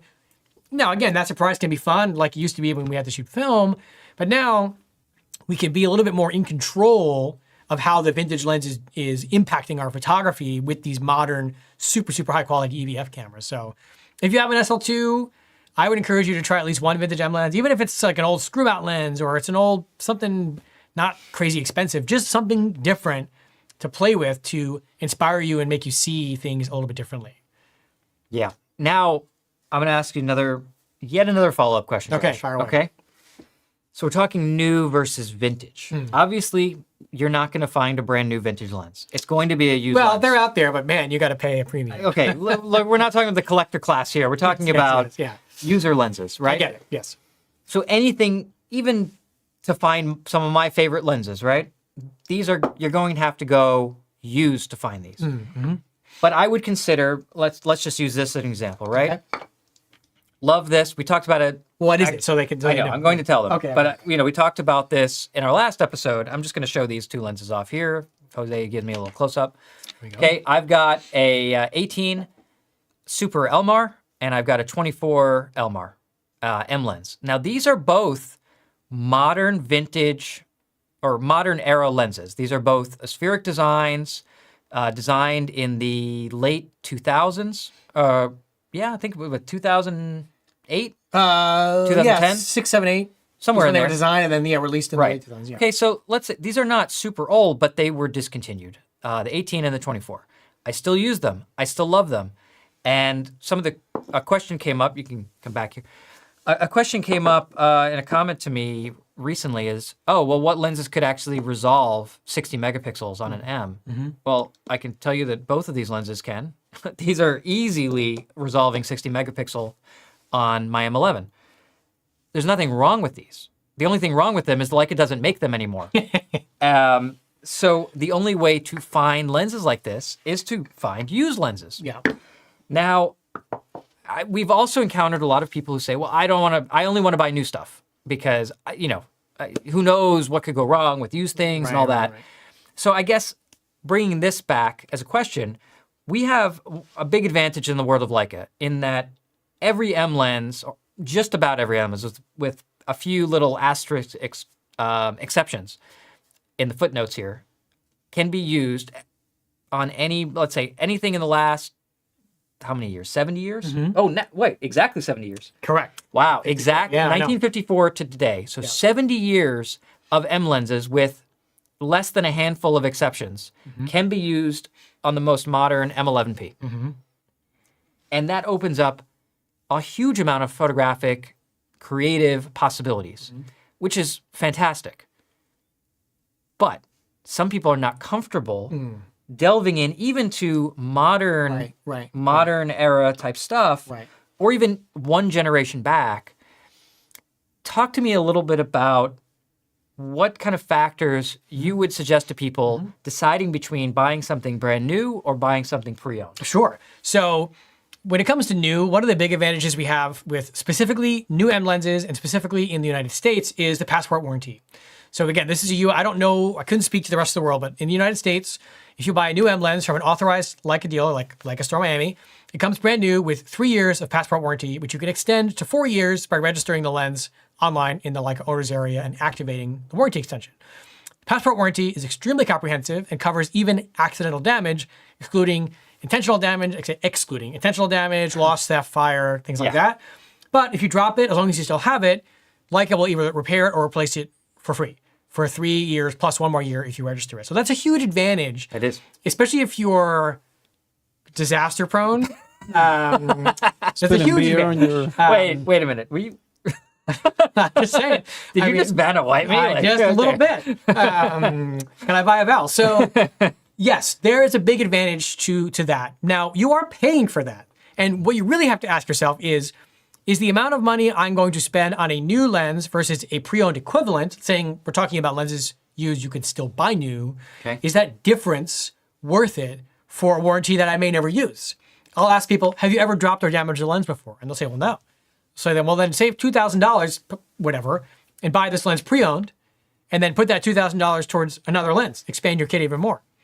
And the reality is, speaking from, if you've ever dealt with me or with Leica Store Miami in our pre-owned, we are extremely meticulous about the intake process for our used gear. That would be an understatement. You know this, if you've tried to trade or sell me something, I ask you a million questions and I ask for photos. I'm going to give you a top dollar, but you're going to have to work for it. And the reason is because I don't want to sell something that I would not take out and use. Half the time I am taking it out and using it. So for me, as someone who's selling pre-owned lenses, knowing what I go through to get them ready for sale, whether that be just my test, inspection, and cleaning process, or having them serviced by DAG or by Leica in the US or in Vetzlar, I have no issue with that. I think the savings are almost always worth it because even a very expensive CLA, excluding replacing major components, like just saying a CLA for the sake of it, could be $500, and then you get a 1-year warranty with that. So let's say you saved $1,000. You could do 2 CLAs to get 2 extra years of warranty for that $1,000 you saved. CLAs you may not even need for a very long period of time. So there's a huge advantage in my mind of buying pre-owned. Now, I get it. Some people, they just don't want to be the second owner. They want to be the first owner, or they really value that warranty. Fine, I get that. Good thing we sell new lenses too. But of course, the others... Yeah, and some things aren't available for a while in the used market because there's so much high demand. Like finding a used Q3 right now would be pretty difficult. Yeah, you're paying over list price probably. Yeah. But of course, to me, the real sweet spot for pre-owned lenses is 1 generation older, especially now as a lot of modern lenses are on version 2s and version 3s. For example, I have a in good my example. opinion, Thinking about this the one, right? best deal running is the original FLE 35 Summilux, 11663 or 11675, black or silver, because the new one has been out for a little while. A lot of people have traded the older ones. What are you looking for? I'm looking for the new version of this. It's one of these two. That was a 50. Then it's this one. Yeah. Okay. Anyway, a lot of people have traded the original FLE to get the FLE2, which is an incredible lens. We've talked about it. We did a whole 35 Summilux episode. But the 35 FLE1 is a lens that David and I have sung the praises of for years, both before and then during and after many of our shows, because the performance threshold is extremely high. The build quality is fantastic. The way it works on both digital and film is incredible. And now they're becoming really, really good deals, because the FLE2 is out there, and yes, it has close focus, and it has the extra aperture blades and the redesigned hood that to some individuals is really valuable. But ultimately, I still think the FLE1 is the best bang for your buck for a 35mm M lens that gives you a beautiful rendering wide open, but extremely high performance, even on a modern digital M like an M11 or a camera like the SL2. So here I'll show real quick. These are the FLEs. So here we have the FLE1 on the left. This is actually a certified pre-owned one that we are selling. How convenient. And the FLE2 on the right. Now, again, the FLE2 is incredible. It takes everything we love about the FLE1, makes it better. I will say that if you're shooting on a non-live view digital M or film, I'd probably gravitate towards the FLE1, because the one complication is the close focus. Oh, I'm sorry. Go back. It's okay. Yeah. The close focus mechanism, or the close focus functionality on the FLE2 is not rangefinder coupled. So if you're shooting, let's say, with an MP or an M9 or something similar, if you go past that 0.7 without realizing it, you're not going to be able to use the rangefinder. So that is one big advantage of the original FLE. Also, some people really just like the sort of classic Leica lens hood shape on the FLE1. That's purely subjective. But okay, you can come back. But what I'm getting at here is the previous version of a lens, especially modern lenses, so 28 Summicron version 2, which was just replaced, 50 Summilux Aspheric version 1, which was just replaced, 35 Summilux FLE version 1, which was just replaced. A whole raft of lenses, yeah. These lenses are amazing performance. They're designed in the digital era, so they're going to work great on digital cameras, and they're thousands of dollars less than their version 2 counterparts. And that's only going to get, that gap's only going to widen over time. It'll flatline at a certain point. But I think that to me is the sweet spot, and really the best way to go pre-owned, especially if you're getting into, you know, M10 or newer, where you want to have a more modern lens, is just to get that 1 generation older. So let's also, Doc, because you just said M10 or whatever generation. So something else that certainly that people have asked us is, should I buy the latest and greatest digital camera body? And what am I missing out on if I go 1 generation back? Because the prices seem to be pretty dramatically less. Like currently, what do you think, let's say a good quality M10 well, this is interesting because versus an M11? A little bit of market insight for people that are watching this. Over the last 8 months, the market for M10 generation cameras, meaning it's gone. M10, M10P, M10R, M10 monochrome, M10D, get all that, has gone up significantly. Yes. When the M11 first came out, there were a lot of M10s and M10Rs on the market, and the prices lowered very quickly because Leica did deliver a pretty solid amount of M11s right away, and they kept it up for a while. There were some lulls, but it was pretty good. So a lot of M10s hit the market. The prices went down. But as the market settled, there were a lot of people who were waiting for these super advanced M cameras, being M10 generations, to be available pre-owned, and suddenly the supply has dwindled. I don't know what's going on with M10Rs right now, but people love them. I mean, they're great cameras. But my point being is, if you can snag a pre-owned M10R like black chrome, a really nice one, get it. Because if you're looking for a pre-owned M, I mean, they're like 6,000 for the best examples, maybe more, maybe less, but just throwing numbers out there right now in the US. And it's a lot of camera for the money. Well, let's say, okay, well, that is a lot of camera for the money, but let's say, and this is the question we get more specifically, which is, listen, I want to get into the M system. I want to get a Leica M, but I only have X amount of dollars to allocate. My budget, if basically my entire budget will be burned up if I spend it on an M11, and I won't have any lenses. Or I'll have to buy, brand X or brand Y or brand whatever. I won't, and we say, whoa. We would much rather you get into a Leica lens, whether that's new or vintage, whether new or used, whatever. So much of the look and feel is that Leica lens, right? The digital body, the technology keeps advancing, but we sort of hit a very usable point a while ago, like 10 years ago, 12 years ago now with the advent of the M240 generation. That was kind of that first modern-esque digital performance camera.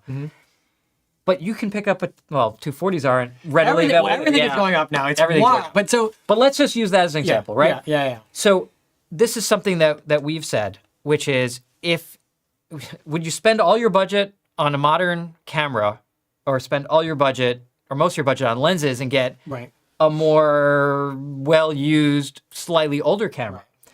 And there's a logic there, Here's right? what I would do.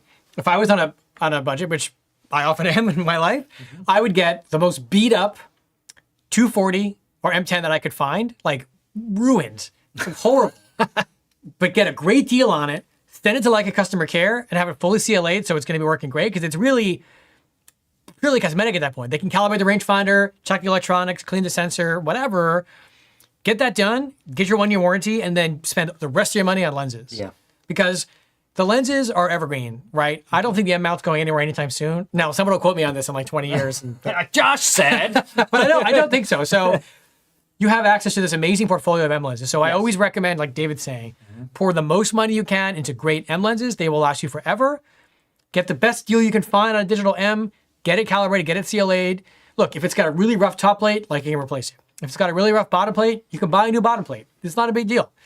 Now, the one thing you have to keep in mind is batteries. Yeah, for sure. You want to make sure, in my opinion, before you buy a used M camera, private party, dealers, like a Miami, not as much, you want to make sure you can still get at least one new battery because you have no idea not only how old that initial battery was, but also how it's been used and cycled. It could have been really beat up.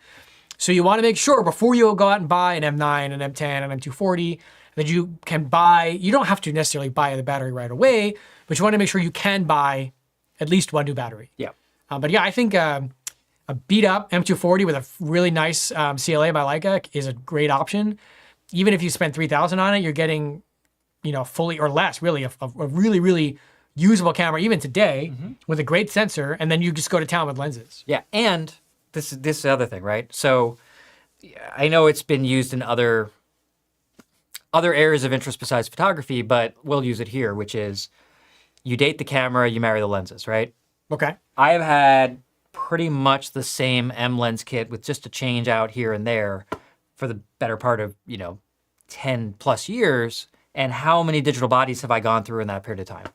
Because when you're changing them out, yeah, you're advancing and getting more technology and higher ISO performance and more dynamic range and in-camera charging and Wi-Fi and all that stuff.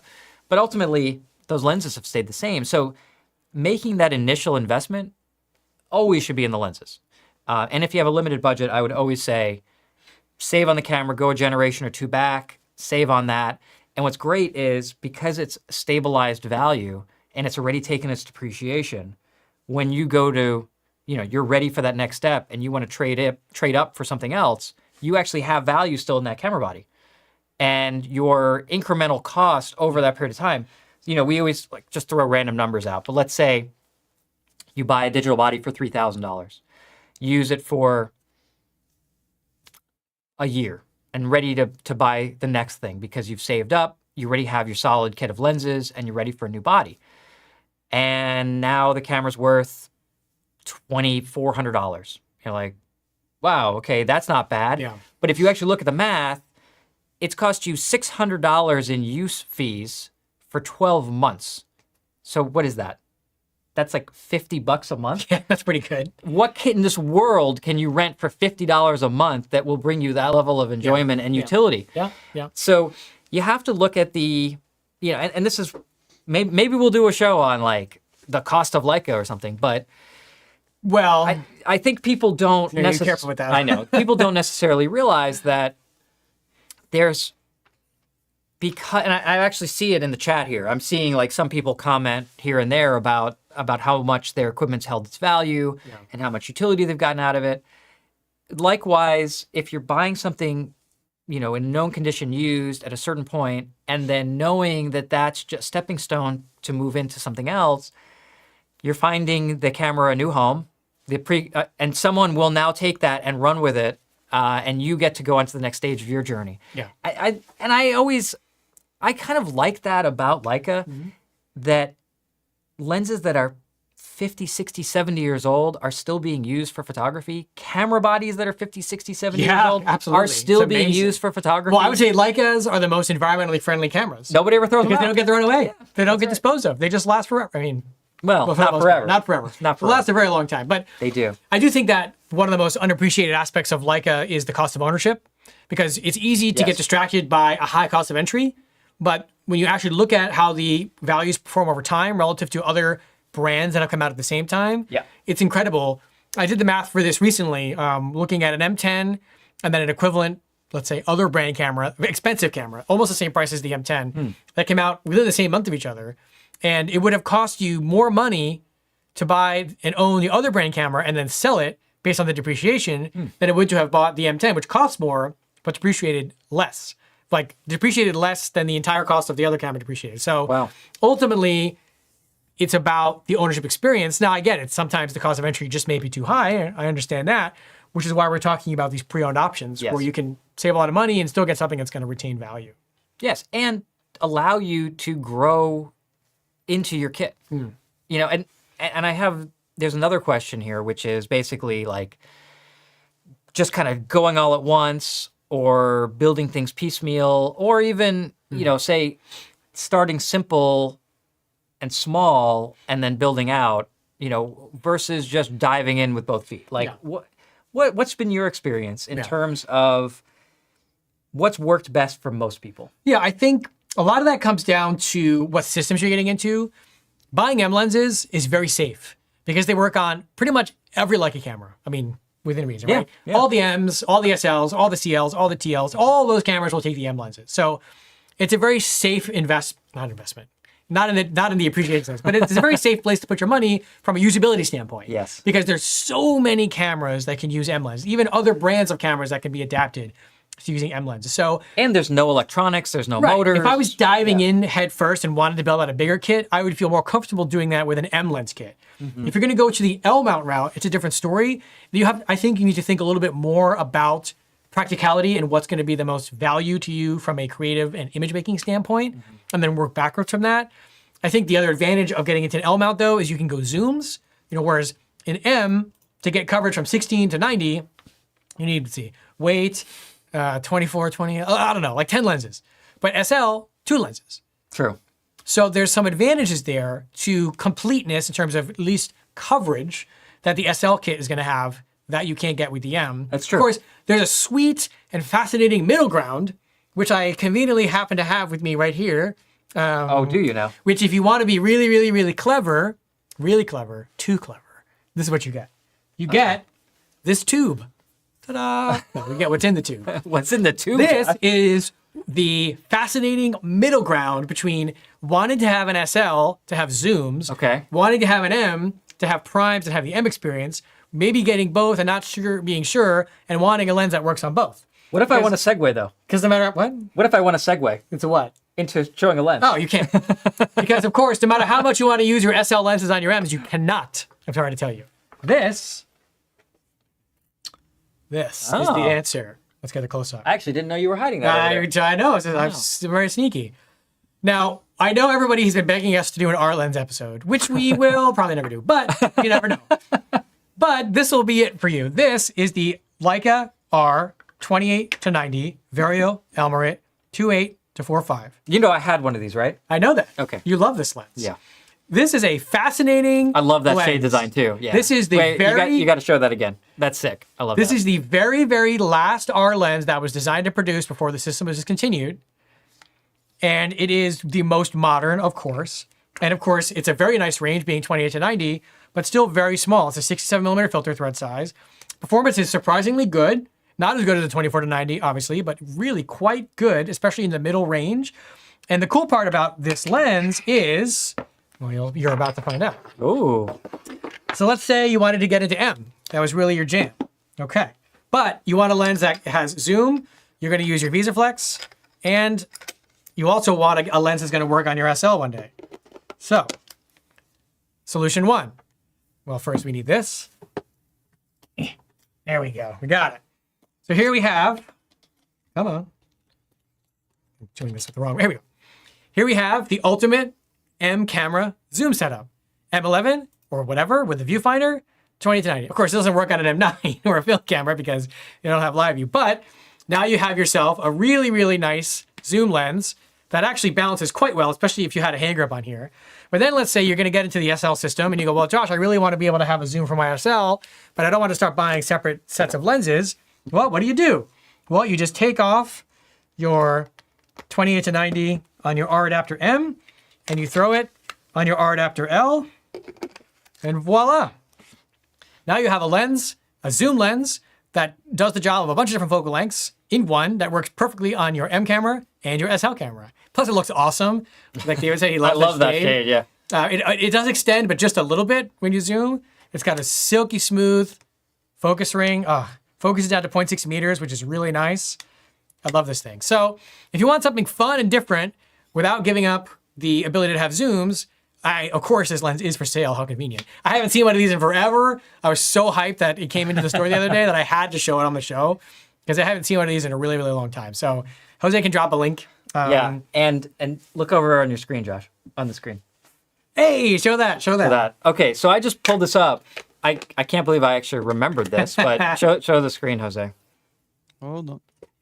He's getting there. He think he's just dropping the link in the chat. Okay, so this is on Red Dot Forum, and I used to go to Photokina when Photokina was a thing and cover Photokina. This is actually from 2012, so 11 years ago. 12 years ago. The end of. This is when the 240 was introduced, There you are. and you can see this and Josh's favorite accessory with the EVF2, yes. and the thumb, the finger loop. finger Yeah. loop and hand grip, using the 28 to 90 So cool. on the then just introduced M240. And I should mention, because I actually had to remind my colleague of this, who's now reminding me, is one of the cool things about the 28 to 90 is that it communicates the focal length You change. can go back. It communicates the change in focal length through the ROM coatings, so the ROM contacts. So if you have, for example, the R adapter L, which is electronically reads the ROM contacts on the lens, it does communicate the focal length you used in real time on the SL2 or the SL2S, which is really convenient for the image stabilization and auto ISO, which is focal length dependent. So that's a really unsung feature of the 28 to 90 as a very, very modern, the most modern R lens. It actually, you'll see the focal length changing in the camera's settings as you zoom it, It's pretty cool. which is really, really interesting and fascinating. Little other tidbit. Do you know who designed the 28 to 90 R lens? Maybe? Why don't you tell us? Peter Carba did. Look at that. Peter Carba, when he first joined with Leica, actually was working on R zooms, and he was the project lead, head designer on the 28 to 90. There we go. So if you want to have a Peter Carba lens, if you want to have a fascinating lens that works One of the first he designed at Leica. on the M's and on the SLs, and you want a lens that was designed by Peter Carba, there you go, 28 to 90. It's a pretty cool lens. Yeah, And I had one there because I was using it on my R system. there you go. Sorry, Perfect. I had to geek out. Somebody wants to know what is the longest lens I can use on an M camera? Well, the longest M lens you can use is a 135 because those are the longest telephoto or the longest focal length frame lines you have in the rangefinder. But if you use adapters, you can go as long as you want. So if there's an 800 millimeter R lens, you can adapt with the R adapter M. You can go. Okay, realistically speaking, though, Well, I would say realistically, maybe the 80 to 200 f4 Yeah, I mean, obviously it balances a little bit weird when you get to that point. Because But 80 to 200 f4 is about like this, and it That's still true. balances Yeah. okay. yeah, so ultimately, any R lens with the R adapter, or the 105 to 280. right, any R lens with the R adapter M can mount to an M camera, so you can use any of those telephotos if you so feel so inclined. Yeah, Jose, what else we got? We got time. All right. Is it okay to take an M11 on a safari, given how dusty it can get there? Well, there's not an M11 Safari edition yet, so no. Can I just like have a facepalm emoji? Please answer the Wow. question. Yes. Yes, but I would be very careful, and I wouldn't do it in open back Jeep driving around and changing lenses. That's something where you're gonna have to accept the lens that you have is the lens that you have on. Otherwise, you're just gonna make a mess because that Sahara dust is just super, super fine. I would feel a lot more comfortable having a zoom like a 100-400 on an SL2. And then if you need extra reach, put it in APS mode or whatever, and like just shoot longer. Well, you just hit on probably the most underused feature on the SL2, What's that? APS-C mode. Yeah. Like, you have a built-in teleconverter. Because with the SL601 and the SL2S, that much resolution loss really made a very difficult file to manage. Yeah, 10 'cause you got 10 megapixels. megapixel, yeah. But when you go from 47 to 20, 20 is almost where the SL601 and SL2S were. Exactly. At 24, so it's a very usable file that gives you an extra 50% focal length. Yes. So, And what's nice is that you actually see the magnification in the viewfinder, so. yeah, I was at the Nürburgring in Germany when I was there in October, and I didn't plan on going before I left, so all I had was the SL2 with a 50 non-apo. I just put it in APS-C, and I had a 75. little bit more reach. Yeah, not quite enough, but Yeah, not quite it's enough. okay. It got the job done. I had a good time, so it was all good. I want to talk about Maybe this one? well, I really want to get to the last one because we're running out of time, and that's something that people talk about a lot. What do you want? This one as well. Okay, so we'll do that one. Yeah. Well, let me ask you. Let me pose the question for you. Sure. Obviously, Leica has lots of color cameras, but they also, in the last 10 years, have developed a series of monochrome cameras.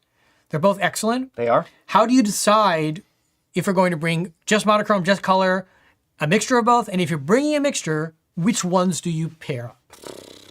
Yes. No. Maybe. Great answer. Wow, this one really depends because now we have several generations of monochrome cameras, and the color cameras have gotten increasingly higher performance as we've gone on. When the first monochrome came out, based on the M9, there was a pretty wide gulf between an M9, what an M9 could do in low light, and what an M monochrome could do in low light. Because the M9 capped out at like 1,000 ISO. So having a camera that could perform well up to 3,200 or even 5,000 ISO, something like that, was a game changer at the time. And now we've ventured into these realms like the M11 monochrome where it can shoot at 50,000 ISO, no problem.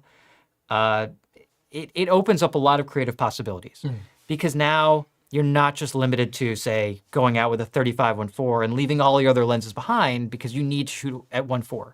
No, like you can go out with a 90 f4 macro and shoot at 5.6 at 500th of a second. Yeah. No problem. So it's opened up these creative possibilities that never existed before. And I think that's where the monochrome in practical use really shines versus, say, a color camera, because even an M11 is fantastic in low light. But let's say it's fantastic up to 12,500. And once you start getting past that, you're pushing the file to, where is the acceptable point of diminishing returns. And that's going to vary on the individual and how much noise you're okay with. I tend to be like a stickler for noise. I want you to make sure you're strongly emphasize this point, or if I can. Okay, I'm sorry to go, interrupt go, you, go. but Yeah, they're yeah, used to that, for so sure. it's okay. Which is your individual tolerance for high ISO noise is the single biggest determining factor of the question. Of the answer to the question is, how high can I go on any given camera? Yes, absolutely. Everyone has a different tolerance for high ISO noise. Some people, like myself, will shoot at 50,000, no problem, because I don't care. Other people, they really want the cleanest image. They want to shoot 30-100. Totally fine. Yes. There's no right or wrong answer there. It also depends on output. Sure. You know, if we're printing 20 by 30 or 30 by 40 images on a high gloss paper with a really, really nice printer, I'm going to be a little bit more conscious about my maximum ISO. If I'm printing 4x6s on a matte paper or I'm just posting on social media, Nobody's going to know. I'm going to be way less concerned about my maximum If your ISO. end result is Instagram, shoot at 100,000 ISO. It doesn't matter. Yeah. Like, I mean, it's this big. Yeah. But I just wanted to jump in on that because I think Yes. that's such an incredibly important It is. aspect, which It is is. there's no right answer to what's the highest ISO I should use. Right. You have to decide that based on your tolerance for noise and the intended use of the images. Correct. Carry on. I very much appreciate that introduction. Yes. So there is the other factor, the je ne sais quoi, of monochrome, that it is a monochrome sensor and there's no interpolation and every single pixel is capturing, 4,000 shades of gray, 4,096, I think, if we're being precise. 4,000 shades of gray at every single pixel with no interpolation. And it's true at lower, I'm not going to say low ISO, lower ISOs, below, say, 10,000. They just have this almost, large format type of feel to them. They are stunning. The pictures out of the monochrome cameras at low ISO they look like 4x5s. I mean, they have that amazing textural nuance to them that just looks stunning. And could you get there at low ISO with, like, say, shoot an M11 at 64 ISO? Yeah, I think you'd get pretty close. But once you start pushing that envelope further and you're up in the 25,000 range or 10,000, even 10,000 range, and you're doing a lot of post-processing, you'll appreciate having the cleaner monochrome file. If you're, and I should preface all this, if your intended use is black and white. Right, yeah, that's a big factor there. Let's just say this, like, in the flow chart, the little deciding thing. Do you want black and white? If you say, no, I want color, well, why are we even talking about monochrome? You should be shooting a color camera. And then, of course, we get to this more nuanced discussion of, okay, I understand that monochrome is better. I get that. What if I shoot X percentage black and white and X percentage color? What should I do? Should I have a color camera and a monochrome? Should I only have a color and then convert where I want to? And I feel like I've certainly said this before in our many episodes about monochrome and M cameras in general. The answer is it very much depends. It very much depends because... Shocking. I know. What the monochrome will give you is it will force you to only shoot in black and white. Just like if you have a digital camera versus a film camera, you shoot film, you're going to be forced to shoot film. If you shoot a black and white camera, you're going to be taking black and white pictures only. If you shoot a color camera, you'll have that temptation of saying, well, it looks good in color. Nah, I don't want to make that black and white. And maybe you'll never convert to black and white. So personally, I felt that adding a monochrome along with a color system, because I am primarily a color photographer, has made the most sense to me. Very often, I'll use a Q2 monochrome to augment an SL2. If I'm shooting an M system, sometimes I will just go out and only shoot in black and white and only bring a monochrome camera. Typically, those are not landscape outings for me. They're, very often where I think monochrome shines is night photography and especially urban night photography. And I love either the M10 monochrome or the M11 monochrome are just, there's no tool like that. And it's just, you go out and you actually are just having fun. I think you talked about the Q2 monochrome. I think the Q2 monochrome is the best monochrome camera for someone that hasn't had a monochrome camera yet. That's a good introduction. Especially if you have a color M. Yeah. Because it gives you an extremely high quality black and white file, better than the Q3 converted to black and white. We talked about this. And it's still a Q camera, meaning autofocus, lightweight, super easy to use, hand it off to anyone. So I still think that even though the Q2 has been replaced with the Q3 and there is no monochrome version of the Q3 yet, maybe one day, the Q2 monochrome is still an extremely capable monochrome camera and the most user-friendly monochrome camera, especially now that Leica has E49 color filters to go with it. So that's a camera that I think if you're even curious about monochrome, but don't want to make the significant investment Q2 of monochrome. an M great. monochrome, Yeah. or we don't want to have to bring only one body, meaning just a monochrome body. As we mentioned earlier, you can always have a Q with you. It's so easy to have with you. Sure. Go for a Q2 monochrome. Just get a used one. Don't get a new one. So, Yeah. because they're such good deals. But some people go the other way. I'll use my wife as an example.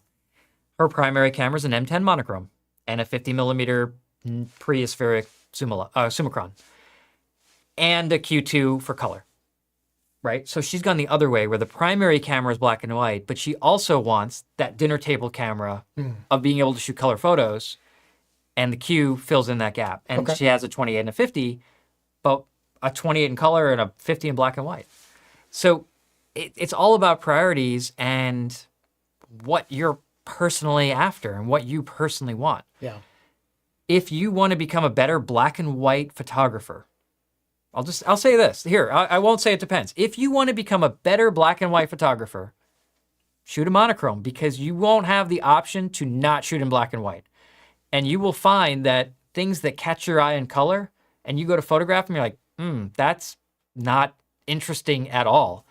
You need to start thinking differently when you're out specifically shooting for black and white. You're going to be attracted to contrast. You're going to be attracted to, wet streets with bright headlights. And you're like, yes, contrast. Or you're going to be attracted to moody scenes of fog and diffuse lighting and, buildings disappearing in the distance. You're like, yes, monochrome. Because in color, it's probably a terrible picture. In black and white, it's fascinating and it's interesting. And I think that's where this is one of the biggest it depends of telling people about color versus black and white and monochrome versus color. And it's constantly like, I think we are probably the most indecisive to give definitive advice because people are so different in what they're after and where they are on that journey of color black and white photography. Yeah. Well, that's the fun part. That is the fun part. Let's do a couple more questions from the chat, Jose, because we're running out of time. Yeah. And then we can I'll ask your question as well. Okay, good. Yeah. All right. Let me see. Which Q has the best low light capability? The Q2 monochrome. There you go. Easy question to answer. I think what they're What about asking, color? but just to make sure that question's Color clear. or black and white? Well, which Q camera has the least amount of high ISO noise? I think is the correct way to ask that question. The Q2 monochrome. Which Q camera has the best low light autofocus performance would be the Q3. Correct. So Because it has phases, it hybrid depends, phase. right, on what you mean. But if you're just talking about high ISO performance, Q2 monochrome. Yeah. Yeah, It it's performs really, well up really, to about really, really good. 25,000 ISO. Yeah. If we're putting a number on it. Yes. Everyone likes numbers. You know me. That's why I said 5, Yeah. 8. You're doing great. Yeah, thanks. What else we got, Jose? Okay. With the prices of new Leica cameras, what is the best way of insuring equipment? I mean, our view is different because we're a business, so we have business insurance for that. But I would look at some of the professional photography associations. I think like APA or PPI or PPI. I forget the names of them, but any organization that aggregates and supports professional photographers, even if you're not a pro, it's PPA. usually PPA? I forget. Photographic- Usually has good Professional Photography recommendation, but I Association. can't make a specific one. Yeah. Which is weird because I know who I go to to insure watches. Yes. But I don't know who to go to as a private individual to insure cameras. Sure. If anyone has good experiences with that, feel free to drop it in the chat. And we've had feedback that some homeowners insurances actually have. yeah, but we are not insurance agents. We don't sell insurance, so don't take anything. We don't even play them on don't TV. take anything that No. we say without your own research, please. No advice. Yeah. Yes. Okay. One more. Let's see. We got time for him. Yeah, we got 10 minutes. We kind of went over this, but there was a question here that says, I'm happily invested in the SL system, but desire for an M for carry around and discrete street photography. Should I consider M10R, M10P, or use Yeah. M11? Well, I mean, if you want the best, most capable M, get an M11 just because it is the newest. It does have the most features. It's budget dependent, which you didn't mention in your question, which is fine. First, you figure out how much you want to spend. Used M11, 7,000. Used M10R, 55 to 6,000. Used M10, 4 to 5,000. M10P, 5 to 6,000. I mean, it's, I just don't know that. I don't know enough about what you're doing. But if you can swing it, the M11 is the most capable objectively from a spec standpoint of all those cameras. Yes. Yeah. All right. What will be your thought process for wildlife photography given weight constraint and needing longer lens? I think the 100-400 is really the move. That's really the only option Yeah. for that kind of reach. Well, I mean, and for size and weight. yeah, I mean, as we've said, that's the one area And you can add the 1.7 teleconverter. 1.4. 1.4 teleconverter. That is the area Why that did I say Leica is the weakest for sure. Is like telephoto Yeah, and yeah. tracking autofocus, which we have admitted freely. It's not a secret. Yeah. But if you're shooting with an SL2 or an SL2S, I'd go 100 to 400 with or without the 1.4x teleconverter. teleconverter. Yeah. Okay. Because you cannot use the teleconverter on the 90 to 280. Correct. You can only use APS-C mode in the camera.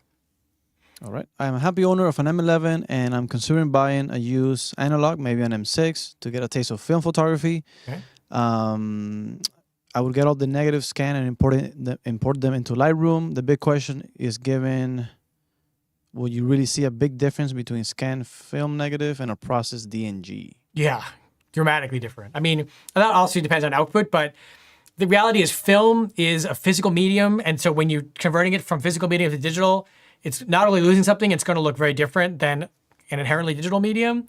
You can spend a lot of time in Lightroom trying to make digital images look like film with decent results. But of course, if you want it to look like film, you should shoot film. So I could argue either way. I would say that film has made a big resurgence in the last 5 to 10 years. And the cool part about getting into a film Leica is if you have a digital M, is you already know how to use it because you have a rangefinder and you already have the lenses because they're all the same. Big win there. So Yeah. I would say if you are considering it, it's aside from the fact that it's not free, there's not much downside. It's a lot of fun. I think an M6 is a good option. We have a whole episode on analog M's. We do. I would probably get an M2 or an M4 and do no light meter to be like a super cool dude like that. But that's just me. Okay, I think we got time for one more. Sure. Yeah. Yeah. Does it make sense to add a micro adapter M with a 35mm zoom lux for street photography, as it may give me a much more closer focusing distance to the subjects? No, because I wouldn't the do macro that. adapter is not, it's not like you just get closer focus and everything stays the same. All you can do is focus like Really close. really, really close. You're giving up everything All of it, beyond yeah. like 6 inches. So the Can't macro use it. adapter is also not rangefinder coupled. I would only use it when I needed to do Macro. macro work. It's not really for street. friendly for anything else. Yeah, I would say. I thought we were going to say these are all with depends questions. These are pretty absolute though. That's fine though. Yeah. Yeah, I would say for something like this, the new 35 zoom lux or the new 50 with the closer focus Would make much be more a sense. Yeah. Yes. But again, better, those new close focus lenses are not macro. Right. No. Right? There's the only way to have the full range from start to finish is the 90 macro with the macro adapter using live view. We have a whole macro episode which you can watch, but Yes. that's the short answer to But that. that's also not what I recommend for street photography. No, not at all. But I'm saying that's the only way to do that. Any other burning questions we need to address? Not really. So we have a couple. we're pretty much we have have a time couple. for one more thing. Yeah, we have a couple topics on our end. but we don't have to cover it all right now. Right. I would say I would end it with this. I think we're good on this. Ultimately, there is no right answer for any individual. There is no best lens for everyone, best camera for everyone, best ISO, whatever. You need, or should, in my opinion, remember that if you're trying to photograph, the pictures, the end result, is the objective. And you want to work backwards from there to determine all of the answers to all these questions you're going to ask. You may not have all the answers yourself. That's why we have episodes like this. That's why we exist. But it's easy to get sidetracked by gear and lenses and vintage and modern and monochrome and color and all these crazy things, which is fun. But ultimately, remember, it is about the pictures. If your intent is to go out and photograph, it's about the pictures. So that's what we're always thinking about. I would add on to that. It's not just about the final result. No, it's not. I mean, yes, it is the final result, right? But it's also the experience.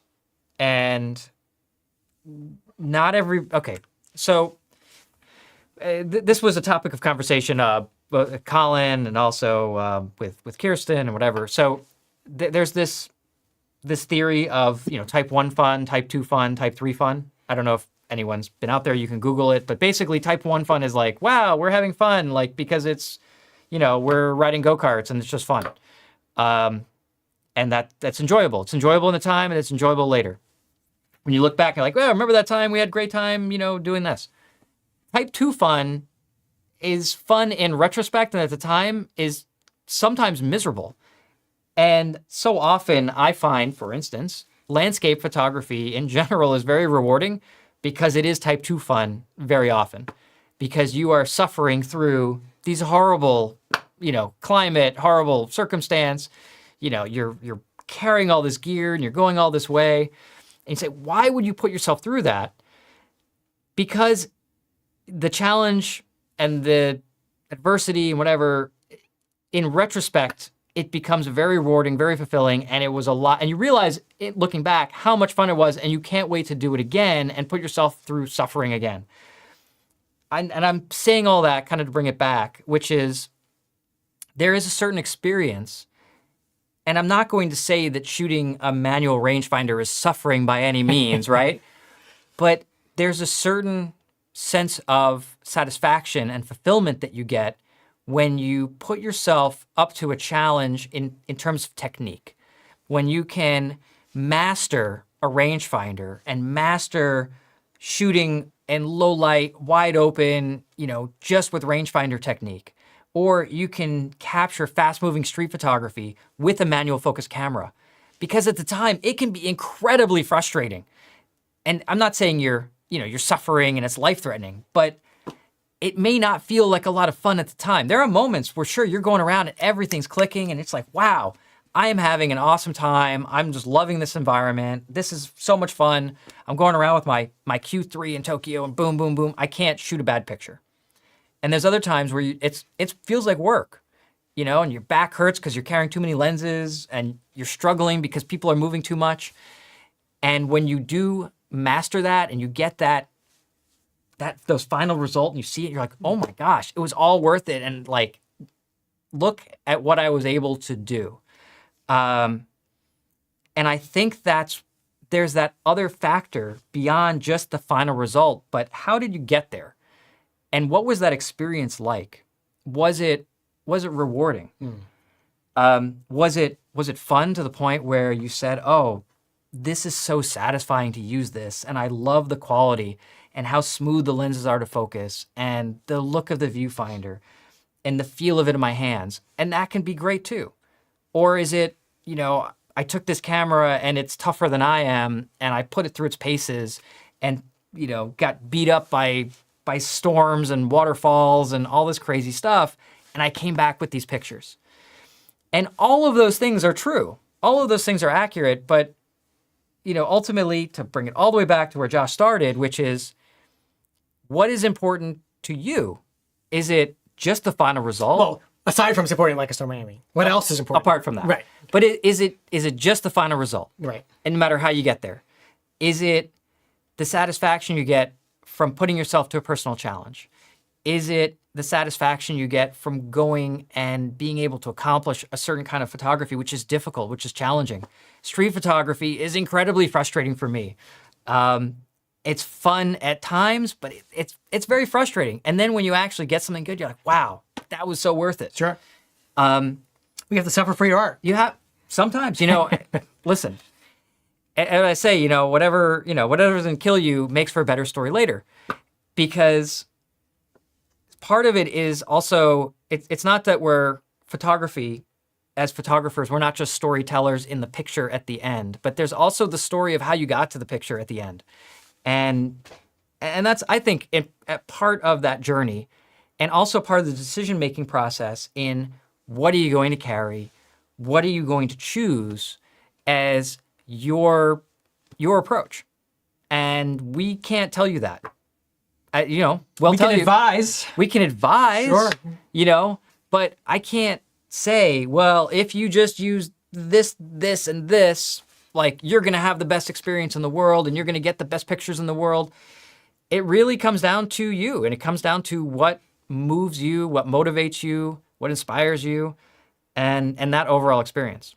So I know that's a little less gear focused and a little more woo-woo, but I think it's certainly relevant to the discussion as we're saying that there's more factors involved here than what is X best lens in this focal length, or what is the best camera system to do this. Even what's the best shutter speed? What's the best aperture? What's the best ISO? It all depends on your scenario. that you're shooting in. That's the title of this show. Thus the title of the show. See what I did there? Yeah, tying it all in. It I like also depends on what your goals are. Yeah. So we're happy to help. We're happy to advise. If you want to throw some questions at us after this is over, we'll do our best to answer those. Yeah. And like Josh said, if we can advise you like one-on-one and help you in your journey, we're happy to do that too. And on that bombshell, I think it's time to end. Woo! All right, Jose. You're here. You're right there. I am here. Yes. Thank you, everybody. Thank you. For this. Welcome to 2024. We didn't drop anything today. There was no spilled beer, so I shocking. think we're doing great. And thanks for tuning in on this Saturday night. We hope you're all doing well and staying warm if you're being blizzarded on right now. Be sure, if you're not already subscribed to Red Dot Forum, please subscribe. Click the notification bell so you know when we post new content like this. Check out reddotforum.com, the website, not the YouTube, for the latest Leica news reviews, tech articles, and more. Also, if you're into podcasts, by popular demand, this show is available on YouTube podcasts as well as Spotify podcasts. So look for Red Dot Forum, just Red Dot Forum on Spotify podcast, and you can subscribe. It's free. There's no charge, and you can listen to us more. Also, you can check us out on Apple News and subscribe there. So lots of ways to follow Red Dot Forum, and you can also check out relevant links in the description below. Back to our previous playlists and other episodes if you've missed them. And that's all. Ooh, that's a mouthful. Yeah. Anyway, big thanks to Josh, as always. Thanks to Jose. And thanks to you all for tuning in on your Saturday night. We had, I think, a good time here. Yeah, very interesting. Very interesting discussion for us. I hope you enjoyed it and learned something. Until next time, we'll see you around. Good night, everybody. Good night. See you guys. Good night.